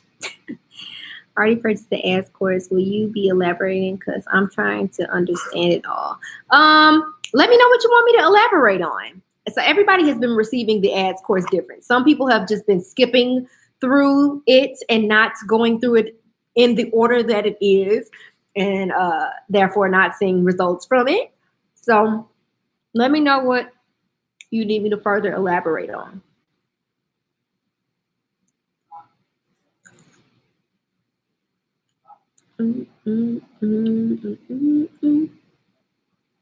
Have you heard of Boss Babes Brunch Tour? I've heard of it. I've never like looked into it though. I want to be in it, their event, but I did read a couple of not good reviews trying to shit. Oh, dang. It's I feel like I don't know. I feel like certain events bring out a certain type of crowd and it doesn't work for everybody. When starting out, what do you recommend for separating finances from personal business? Would a prepaid debit card work, or should a person get a business bank account? I would recommend getting a business account personally. It was really easy to do. I just had to bring in like my business documents and everything, and that was it. Very quick, very easy. Easiest way to keep your finances separate. I post items before I buy, and once I get a certain amount of likes, I will buy. Yep, that's how I do too. Or I always get stuck with a lot of inventory. Shoes, my purse is sold out, but like just my shoes, it's never quite. I don't think I will ever invest in shoes or denim unless I had a brick and mortar. I feel like shoes are so hard to sell. Even when I worked in like the mall. And I don't know if you sell clothing too, but even in stores where like they sold both clothing, like clothing, shoes, and accessories, the shoes were always the hardest to sell.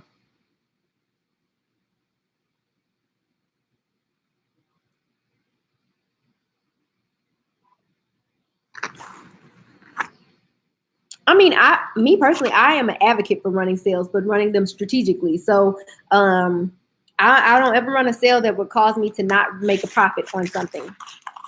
So at the least, I want to make my money back. So if I feel like I'm getting stuck with something and it's holding me up, I'm willing to do whatever I need to do in order to get it gone so I can invest in something new. At the longer you keep things in your inventory trying to make the greatest profit that you can, you're holding yourself up, you're holding your business up, you're holding your customers up. If they haven't bought it at full price or at the lowest price that you've lowered it to, they prove to you that they don't want it. So me personally, depending on how long it's been, I just discount it to like my lowest point that would cause me to not make a or the lowest point that would be like my break even point.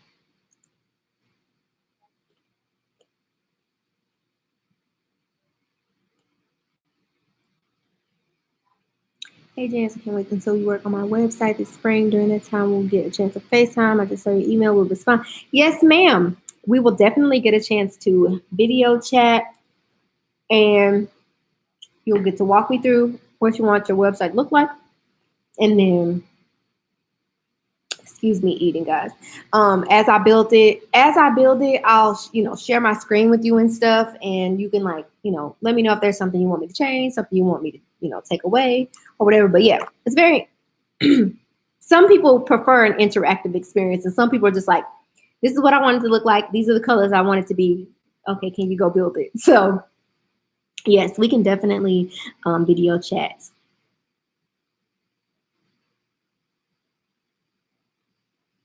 I also wanted to ask you why you don't have shoes and accessories with denim on your site. Yeah, so denim is really hard to sell just because and being transparent, the majority of my customers are African American, and a lot of African American women tend to be extremely curvy. There's bigger butts and bigger thighs and things of that nature. So it's a lot harder to sell jeans online because that's something that a person would need to try on. And also most denim is a larger investment up front than say buying, just your basic thing from a wholesaler. So most denim comes, in size 1 through 15 or something like that, 1 through 13. I don't want to have that much merchandise that I got to try to push. So, yeah, I don't invest in denim because I feel like it's too much risk involved. But if I had a brick and mortar and people could come in and try it on and stuff like that, I'd definitely do it. I'd invest in shoes and accessories too. I feel like with accessories, I don't know. I feel like if I found like an accessory that I felt was complementary to something that I sold already, then I would maybe invest in it.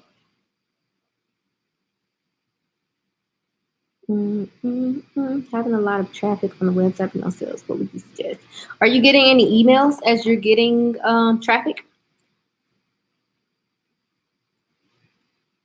I will also pay attention to what things people are actually, if they are, pay attention to what they're clicking on your website, and move those things to the forefront. So like even if people aren't buying the thing, if you see, for example, an influx of views on particular items versus not seeing any on certain other items, those would be the items that I would move to my homepage. So like even if those initial viewers didn't buy it, I know that there is some type of interest there because these people clicked on it.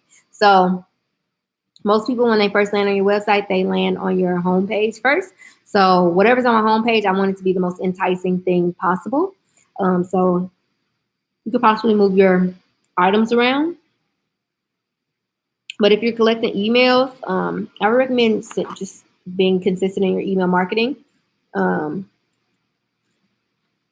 and depending on what platform you use for your website. So if you use Shopify, Shopify records anytime somebody adds an item to their cart or abandons their cart. So, they have this setup where you can send abandoned cart emails. But something that I like to do, so with larger orders that are abandoned, I will send those people a personal email. So instead of it being the generic Shopify one, that says you forgot something or whatever it says, I'll send that person a personal email from like me, and it'll say, for example, "Hey Brittany, this is Jans, owner of Brazen Boutique. I saw that you left a few items behind in your cart. Just wanted to reach out and see if I can answer any questions about the items you left behind. If I can help in any way, please let me know." And that works. So I don't do that for every customer. Like if it's a small order or like some sale merchandise or something like that, I don't put too much effort into that. But like if I had a goal of making $500 today and I was nowhere near making my goal, I might take a moment to send a personal email to all those people. I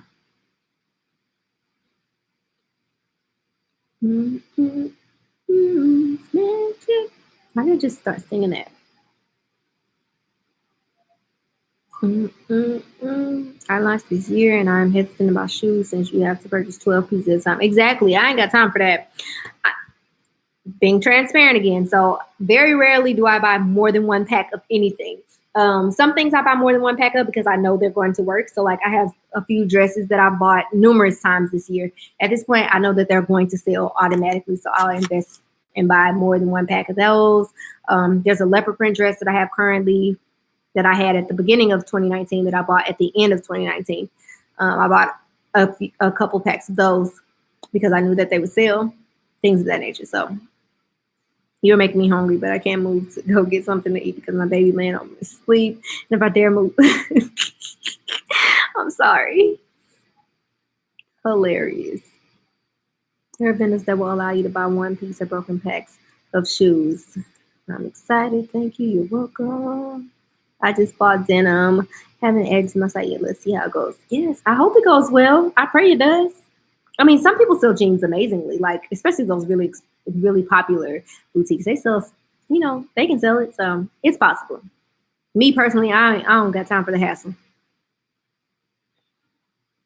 How can I get a size chart? I get inquiries about my sizes all the time, but since I buy from different vendors, I don't have a standard size. How do you do it? I would recommend in that case asking your vendors for a size chart from them directly, and then putting individual size chart in your product descriptions for individual items if you buy from different vendors like that, and if you want a size chart that actually corresponds with the items. I don't know why I'm singing this.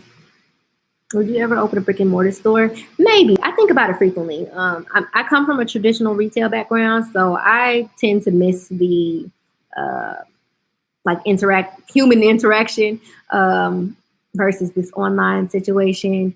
Uh, but I don't miss like standing on my feet for 8 hours a day and things of that nature. And the bills. So at my last job, although I didn't pay the bills from my pocket, I was responsible for making sure the bills got paid in that place because it wasn't a corporate setting. It was owned by a nonprofit organization. So that was my I would say that was my first introduction into entrepreneurship. So although I didn't own the place, it was almost like I owned the place. Like all the responsibility was on me. So knowing all that is involved in having to maintain it, I don't know. I do miss like human interaction though. I also get traffic from ads. Some go to my product pages, but no email subscriptions and no ads cards. We'll go over the product descriptions. Yes, you can also set up. I don't know what it's called, but in where is the app? Where's the ads app? In the dashboard, when you're creating the ad, one of the objectives says like lead or something like that. I want to say you can set it up to where the objective is to obtain emails. Oh my gosh, I struggle writing descriptions. I do too. I hate writing product descriptions. I hate it.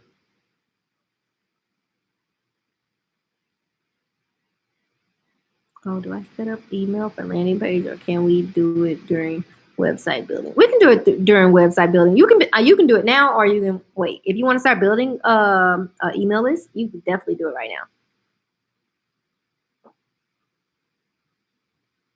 now. I'm so hungry. Best size chart on Shopify is kiwi size. Look at you with all the knowledge, girl, because I don't be knowing. I just get on Shopify to make them sales. I don't look at none of the apps or nothing. It's free to have multiple size charts on different products by tags.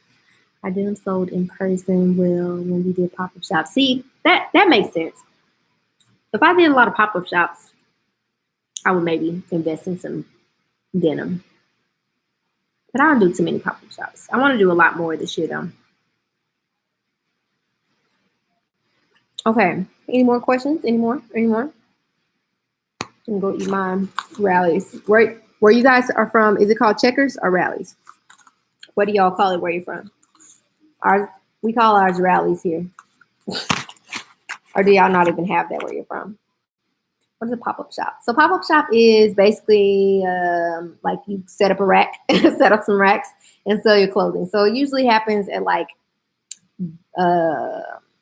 usually someone will have like a vendor show of some sort, or like I don't know. I can't think of a word other than pop-up shop. But basically a bunch of vendors usually come together and set up booths or like space, set up some racks and sell their merchandise. Checkers in Atlanta, Checkers in Connecticut, none in Cali, Rallies in Arkansas. I'm not being successful in getting people for my email list. Think of a different incentive that you can give them to sign up for your email list. So the pop-up that's on my website currently says 10% off your first purchase, which is fine. But remember that you can change that over time. So on like a random Tuesday through Thursday, I might say sign up for my email list and get 50% off your first purchase or something like that. So think about like how you can be creative and getting people to sign up for your email list. Also, if anybody's into like blogging and things of that nature, or you provide tips every Tuesday or something like that, like sign up for our email list to receive styling tips every Wednesday or something like that. So think about creative things you can say or creative promotions you can offer to get more people to sign up for your email list. Those fries have been gone. I'm trying to savor them.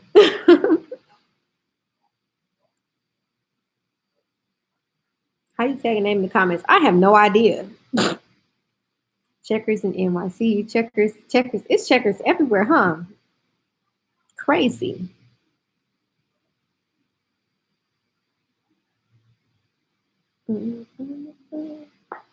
Having a hard time getting my .com. You order to be public. Anybody's. Where'd you purchase your domain name from? I have a question. What you got, girl? What you got, Marissa? This has been a fun live. I almost don't even want to edit the video that I recorded earlier, but I guess I'll record it. I feel like I said all of that in this video though.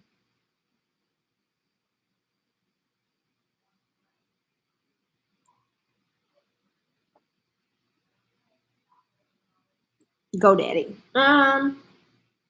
So do you mean like if you type your domain name into the bar in a search engine, it doesn't pop up?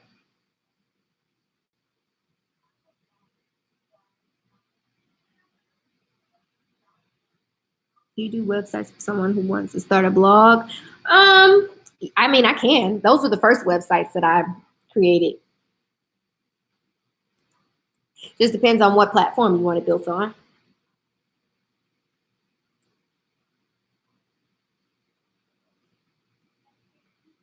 Submitted requests to send Magic Show, but they are requesting invoice. Any advice?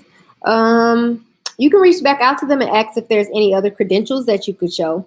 So they usually have a list of like 7 things that you can show in order to get approved. So like the first time that I went, I think so when you go, they give you a badge and it says like what you've been approved as. So now when I go, it says retailer, but when I first went, I forget what it said. It said something else because I didn't have some credential. So, but I was still able to purchase. So reach back out to them and see if there is other credentials that you can offer. Are you saying this video? I'm just not able to log on. Yes, ma'am. I'm going to keep it up. Should I add the hashtags in the comment section of IG or in the post? Either one. It works the exact same way. So if you're going to add them in like the first comments after you make the post, then you have to do it quick, like in the first minute. Otherwise, it doesn't work the same for whatever reason. So, but I usually put mine in the actual caption. Dang, now I want cheddar, so I get the frozen bag of fries at the grocery store. Yep, those just as good. I only have a license. Oh yeah, I know they require you to have, I think, a couple different things. Like your license alone won't work. I'm using a mailer app for my email list, but I'm not getting anybody to sign up. Are you promoting your email list? Are you offering them anything to sign up for the email list? How quick does your pop-up appear for them to sign up? And what does the pop-up say? What image is included in the pop-up? All those little things matter. So you want to get their attention fast. Some people have like a pop-up and some people have it where it takes over the whole screen. People don't like that one. So also the type of thing that you show to them can also hinder people from signing up.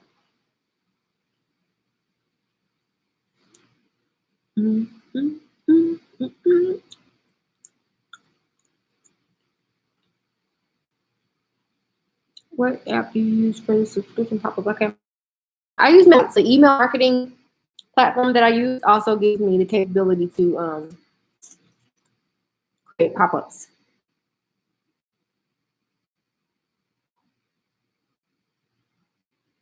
I got my credentials from either from the invoice or my Yep. I think that's what I had to show the first time that I went. My bank account information. My Mailer pop-up is at 15 seconds, like you said. Yeah, I would say within the first 15 seconds, you definitely want that thing to pop up. They had to write a letter saying my business was real. I think I recall that happening with my business as well. Thank you. I had heard both and I wasn't sure which was best.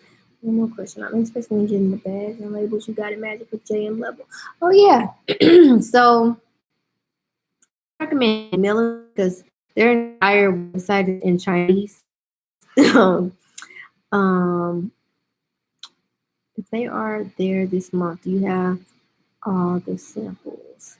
Oh, do they have all the samples? Yeah. So they have a booth and they'll have literally like 2 whole walls of all the different size labels that you can choose from. all the different tags you can choose from, even like down to the type of string you want your hang tags to have, what type of paper you want them on, the thickness of the paper, all that. Even like the letters, what color you want them to be, bags, what size, what color, all that. So yeah. Have you started the trademark process of any of your branding tips? Yeah, so the Boutique Academy is trademarked. My boutique is not trademarked because I don't know. I don't know why my boutique is a trademark. I think I just don't want to pay for it. I paid a lawyer to do mine because honestly, I didn't have the time to figure out to make sure that I was doing it right. So I paid a lawyer to do it. I'm going to trademark a few other things this year. I just don't want to pay for it. But yeah, the process, I mean, I hired a lawyer to do it. So I had to walk her through like what it was the Boutique Academy offered, things of that nature. And then she found out like what, I don't know what they were, what word would be proper, the codes or whatever that associated with what it was that I was offering. And yeah, so I don't think it has been approved yet. It's literally been almost a year at this point. I've heard it can take pretty long for some trademarks to be approved. So yeah.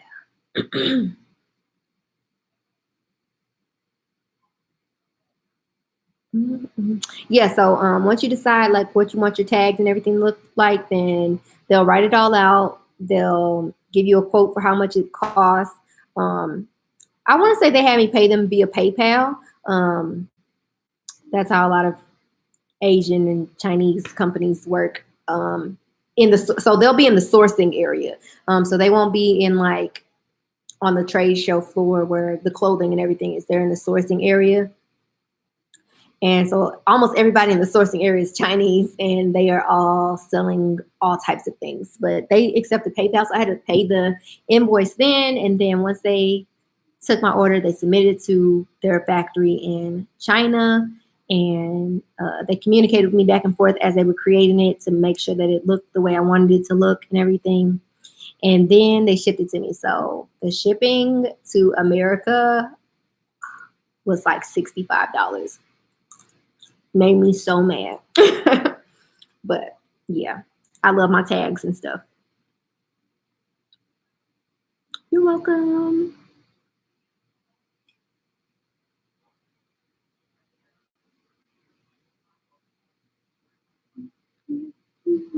Hey James, what email do I use for the ads course? Had a question about the worksheet and planner. You mean what email to email me at? You can email me at hello@theboutiqueacademy.com.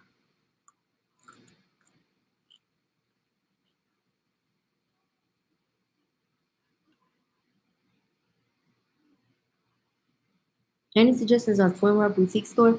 I feel like with swimwear, you have to be strategic about like who you're marketing to and the times of the year you're marketing. So like obviously everybody doesn't need swimwear all year round. So like there's certain parts of the year where you are I would say all year round, you have to be like marketing towards people who take vacations frequently. And then in like the holiday season or the colder seasons, then it's almost like you have to market more heavily, but to a different subset of people who vacation to like tropical areas and things of that nature. So I wouldn't say I have any tangible advice there. I think it's just that you have to be a lot more strategic in reaching a certain type of person.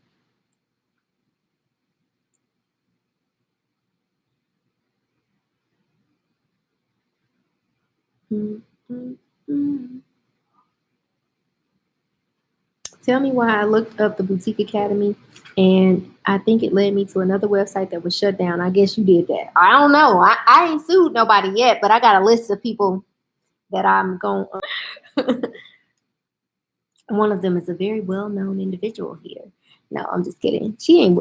Well, to me, she ain't that well-known, but she trying it.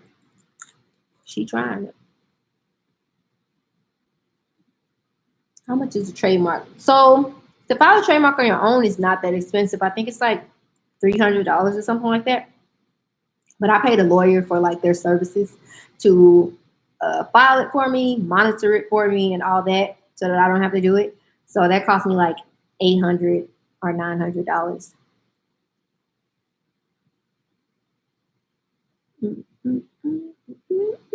Where did you get your backdrop for your pictures? Amazon. My backdrop is by a company called Savage. So if you type in Savage seamless backdrop paper.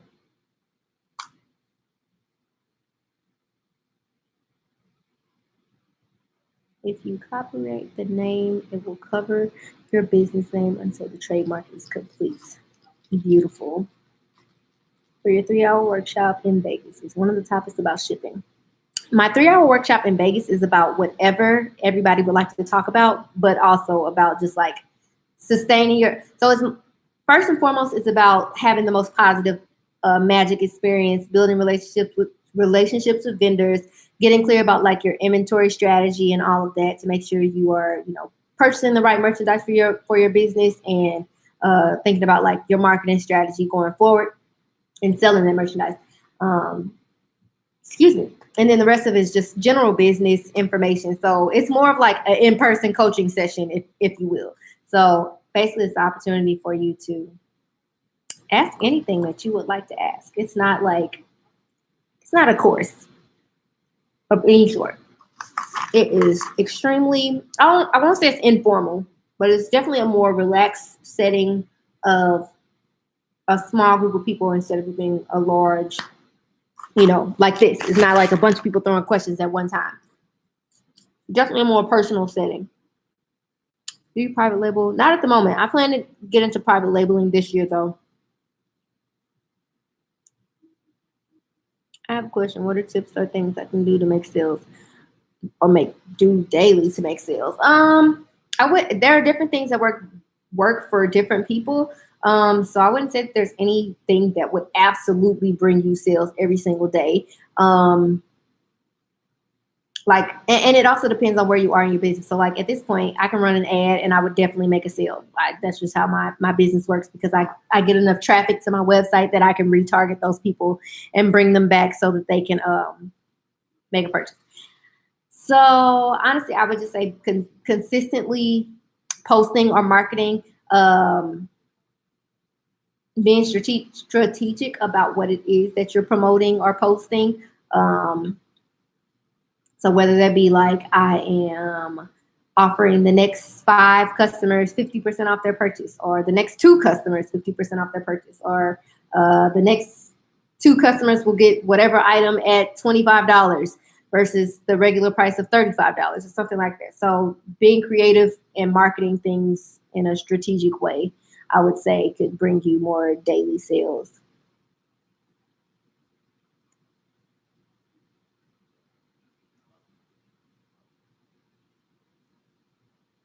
Oh my gosh, my admin email never gets your emails. I had to sign up for my email.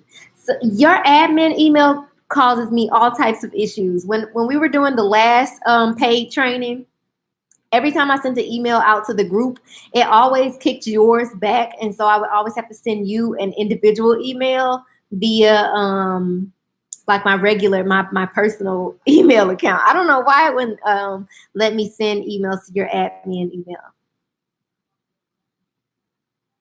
Random question. Where do I get the clicker you hold to take your pictures? It is from, it is up here. So it's a little guy. You get it from Amazon. So almost all of them I've gotten from Amazon. It's just called a Bluetooth camera remote or something like that. But on the times where I've broken a lot of these. On the times where I've broken it and needed one really quickly at the last minute, I've gotten them from Target. They were like $10 or something like that. What happened? Why are you suing? Because she gets on my nerve, and she has a business, or she changed the name of her business basically to my business and added an extra word at the end. So.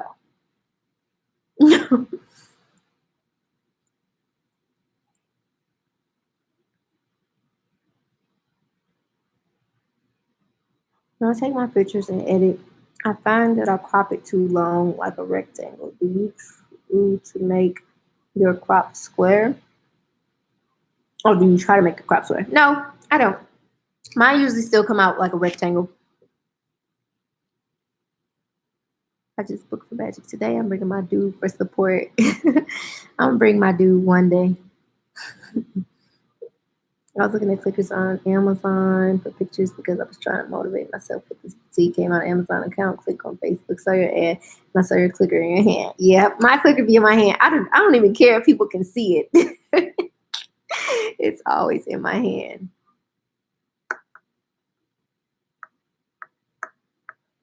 Do they have items at the show other than clothing like journals? I don't think I've ever seen anything like that. I've only ever seen like clothing, shoes, accessories, things of that nature, and then like packaging materials, socks, boxes, tags. I don't think I've ever seen anything of that nature. Excuse me. I tried to use the clicker and my dorm photos came out super grainy. I have to figure out a way to use it. When I first started taking my pictures, I would take them with my front camera and they would come out grainy. So then I started taking them with my back camera and then it wasn't grainy anymore. I don't know if that's if you're doing it with your front camera. I found the clickers at Family Dollar. Oh, I need to check there. Just started a YouTube channel, so I'm going to vlog on magic trip. I'm excited, somewhat nervous, but definitely plan to ST correctly. Yes, to do it. I've done a magic video probably 2 or 3 times, and those videos usually do pretty well. Did you get to my question? I love. What was your question? Hey, Dance. Hey, how are you? Are you going to save this slide? Yes, I am. Marketing tips. I'm not sure what to do daily to make sales. Oh yeah, I did. So I said that there basically isn't really a one size fits all approach. What works for one person may not work for another. So I usually I encourage people to be creative in their marketing when they're trying to make sales. So maybe you say, the next 2 people get this item for $20, or the next 3 people get 50% off their purchase, or between the hours for the next 3 hours, everybody gets $10 off their purchase or something like that. So it's more so like being creative and creating a sense of urgency to drive sales, I would say. Chances Magic also open in August. Yep, every February and August.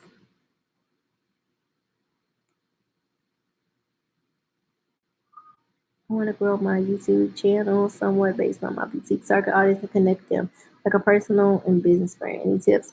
I don't have any tips, but I want to try that too, honestly. So I've been brainstorming like different types of content that I can create for my boutique's Instagram. I actually already started, not the Instagram, I'm sorry, YouTube channel. I already created the YouTube channel.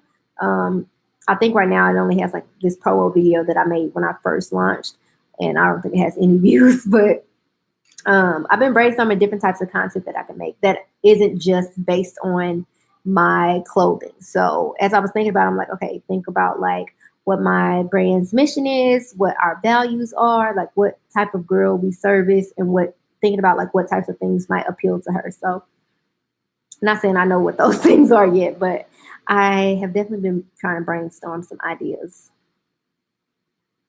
What is this magic show you all talking about? It is a trade show. It's a wholesale trade show. A bunch of wholesale vendors all under one roof, and a bunch of boutique owners all under one roof spending money for their boutiques. Happens every February and every August. Girl, watch your magic video and learn to eat before you go. Very important. Oh my God, that food court area is a mess, and the food is expensive. Yeah, so eat before you go or take something with you. Definitely. You go in August. Would love to meet you. Yep, I'll be there. I go every February and August. I've gone every February and August for like the last 3 or 4 years. I prefer the August show personally.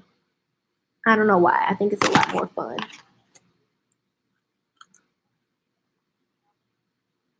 At Magic, there are magic teachers paying you learn how to use magic to get more sales. Don't mind me. Hilarious. Hello, I'm good. How are you? What's the budget like? For do you mean like for clothing or for travel?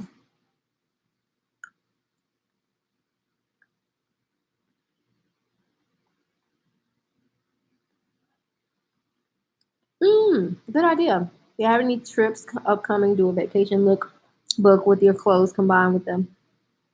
Hotel spending. Okay.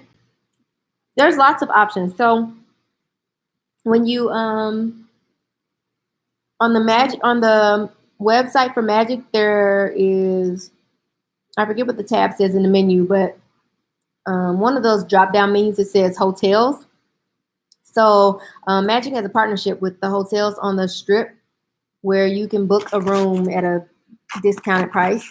So all the like well-known hotels on the Strip are included on that list.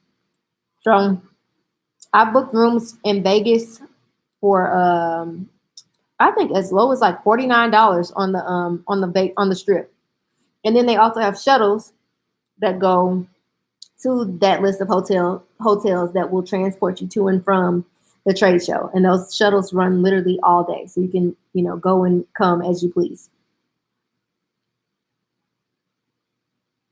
Are the deals any good? I'm in Pennsylvania. It's my first time, so I'm extremely excited. What the biggest tips? Oh wait, I just read a whole nother comment and moves. Not easy for me to get to Magic, but I'm not sure if it's worth it. I mean, I would say it's worth it, especially if you've never been and you're looking to, buy more or be introduced to more vendors or start building relationships with vendors. I think is extremely valuable. I enjoy being able to touch and feel merchandise prior to me purchasing it. So that alone is why I attend trade shows and like go to the fashion district and things like that. So I think it's worth it. I wouldn't say there are vendors of all types and sorts with all different ranges of prices. So it depends on what you're looking for. The prices may be low, the prices may be high. Our first time, so I'm extremely excited. What are the biggest tips? Wear comfortable shoes.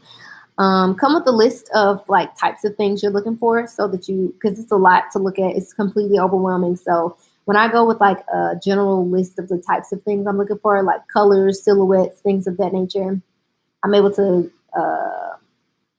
eliminate a lot of wasted time by looking at things that I'm not even interested in. So now when I go to Magic, like now because I'm very, comfortable in who my customer is and all that, I could literally look at a booth and know like, okay, that's not for my customer. Or I could look at one price tag and be like, nope, this ain't my booth. And then I'm gone. I don't waste no time. So yeah. Full court is not good. It sure isn't.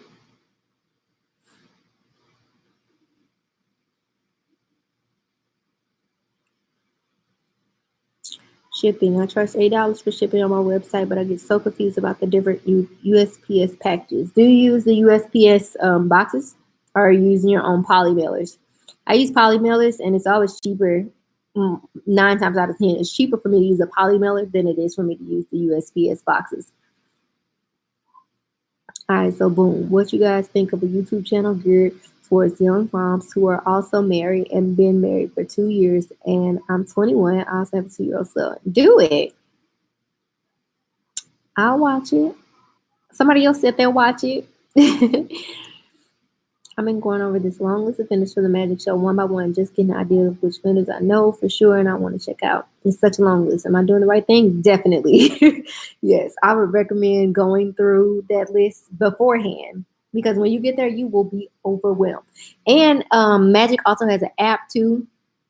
I'm not sure if they have the map of the trade show floor up yet, but once I've decided like what vendors I'm looking for, I literally will write down where their booth is so that I can get to where I'm trying to go because it's so much. It's a lot. Would you recommend going alone? I go alone every single time I go. So it works out for me. It's a lot to see. I would recommend if you do bring somebody who's actually capable of helping you. So like I took my friend Ashley with me. So the Ashley I was mentioning earlier, who is my #1 customer, she also is really great at branding. So I took her along for my Magic workshop that I did last year, and she talked about branding. And I also took her because she's my #1 customer. So she was able to help me source merchandise. So if you're going to bring somebody that can actually help you. I want to share tips that I've learned and make some courses, suggestions, ideas. Do it. Write out a list of like what you think you can teach people, and then divide it up into products that you can offer.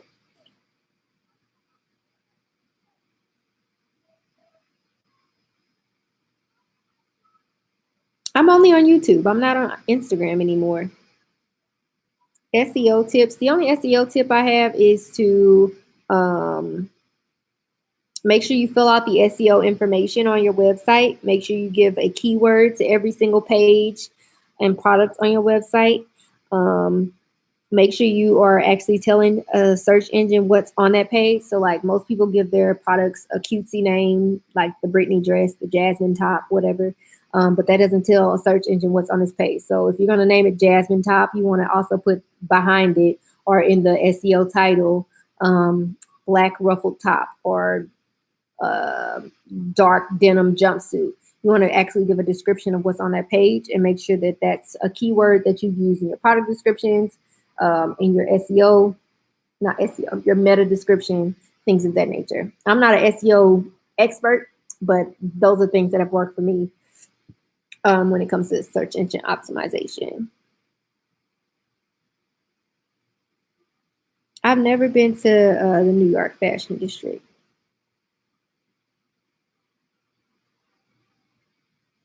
If you slip a $20 bill while checking in at the hotel, you can get a home upgrade.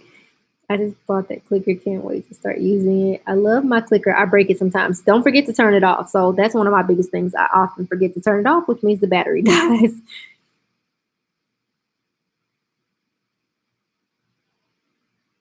I always say USPS would give me a hard time if I didn't use their boxes. Nope. I never use their boxes. I can count on one hand how many times I've used a USPS box. How do you price your items without overpricing or underpricing? I wouldn't say that there is a proper way to do it. It's more so understanding like your customer's price point and having a strategic pricing plan in place. So like at this point, I price my merchandise at 3 times what I paid for it, but I know that 30 days from now, I'm marking it down to 40% off. And then 60 days from that date, I'm marking, or every 30 days, I'm marking it down. So the first 30-day period is 40%. The next 30-day period is 50%. The next 30-day period is 60%. So just having a strategic pricing plan has helped me because sometimes the items are priced too high. And also having a promotional strategy. So I'll run like a flash sale in the middle of the week for 50% off the site or 50% off all dresses or something like that. Because you honestly don't really know what's the perfect price until you are like extremely aware of your customers and what works for them. Any tips on building brand awareness? I think the easiest way to build brand awareness is to create content consistently and create content that people actually care about. So because we have product-based businesses, we think that we're supposed to just only post our products, and that's the easiest way to grow brand awareness. But your brand is more than just the products that you sell. So your brand is about like what you represent, what you believe in, what you offer to people outside of the clothing or merchandise that you sell. So your content doesn't always have to be product-based. It doesn't always have to be the things that you sell. It could be, a funny quote that resonate with your customers. It could be you sharing a news article. It could be you sharing a graphic that lists your mission for your business, and you include some hashtags that are relevant to your target audience. Like there are so many different things that you can utilize or create by way of content. So I think the easiest way to build brand awareness is to create content that would resonate with your target audience, and do it consistently. Never spend more money than you have. Amen. Pay down your debts ASAP. Invest in investments. Yes, ma'am. If you bring a friend to match, you have paying. Nope, they don't have to pay to get in, but you do have to register them. They have to get a wristband when you get there. I just had a consultation with Ashley, and she referred you to me for a website audit. Oh, that's awesome. I'll be contacting you via email tomorrow. I just happened to see you on live tonight and hopped on. That's awesome. Well, I'll be looking forward to hearing from you. I took my husband last August. He wasn't really interested. I'm going to take my husband one of these days. He's going to be interested. He'll love it. Yes, I've been on the app every day. I didn't think about jotting down with the vendors. Okay. Yes. Love your first video when you question YouTube. Definitely something I want to do. What apps, video apps would you recommend? Video apps. The only video app I use is InShot.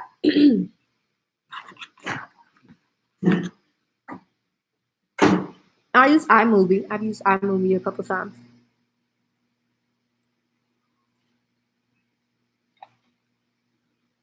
No, polymailers. Polymailers way less. They weigh like, I don't know, an ounce. So, nope. They will cost you a lot. They'll be a lot cheaper. Somebody say, listen, we appreciate you, but girl, your burger got an ice box where the warmth used to be. She say, your burger got an ice box where the warmth used to be. You right. Y'all see me struggling to eat one fry at a time, so I don't be sitting here talking with a bunch of food in my mouth. Okay, I'm gonna answer 3 more questions, then I'm gonna go. You think you can still be successful starting with low merchandise, like say 4 clothing items, but only 1 pack of each, or is it that not enough to start with? I think you could be successful with starting with any amount that you want. It's just, it all comes down to how you market it and then how you come back from it once you sell it. So having a plan in place for like how you're going to sell it, and then also how you're going to get more merchandise in quickly. I think the easiest way to start with a small like set of items is to either have items that complement one another, that people feel like they have to buy together in order to complete the outfit, or to sell something super exclusive that's extremely on trend right now and be the first, not literal first, but like be the kind of the first to sell it. I use Luma Fashion to edit on my iPhone and iPad. It's $30, but it's advanced like Final Cut Pro and Adobe. Girl, you advanced. I ain't advanced. I'm gonna stick to my InShot. On our next coaching call, I'm gonna be having you teach me how to use this fancy $30 editing program. You gonna teach me. Husband, can you warm this up for me so I can have some warmth? Where my some warmth. Wait, what you say? It's an ice box where the warmth used to be. Can I put the warmth back where it used to be? All right, guys, I'm going to go eat my rallies. So I asked them if it was called rallies or checkers, where they're from. Almost everybody says checkers. Only one other person said rallies. I just may make YouTube videos on tech stuff. You should. That's definitely what you should do if you're techie. Tech video. So disclaimer, tech videos make the most money on YouTube because tech items usually cost more. Those are things that you can actually, convince people to buy. And so investors will invest more of their ad dollars into channels that talk about tech related things. Put the one back for the iceboxiest child. I just did. Too hot. Oh, it's too hot. Okay, well, I'm gonna let it cool. And now it's too hot. No icebox around here. Thank you so much. You guys are welcome. Thanks for sticking on here. I hope I shared something of value. I done told y'all my whole life and what happened in my whole 2019. I love me some tech. I do too. I just don't be knowing what I'm doing with it. I be buying all type of techie stuff. You good? I covered it up.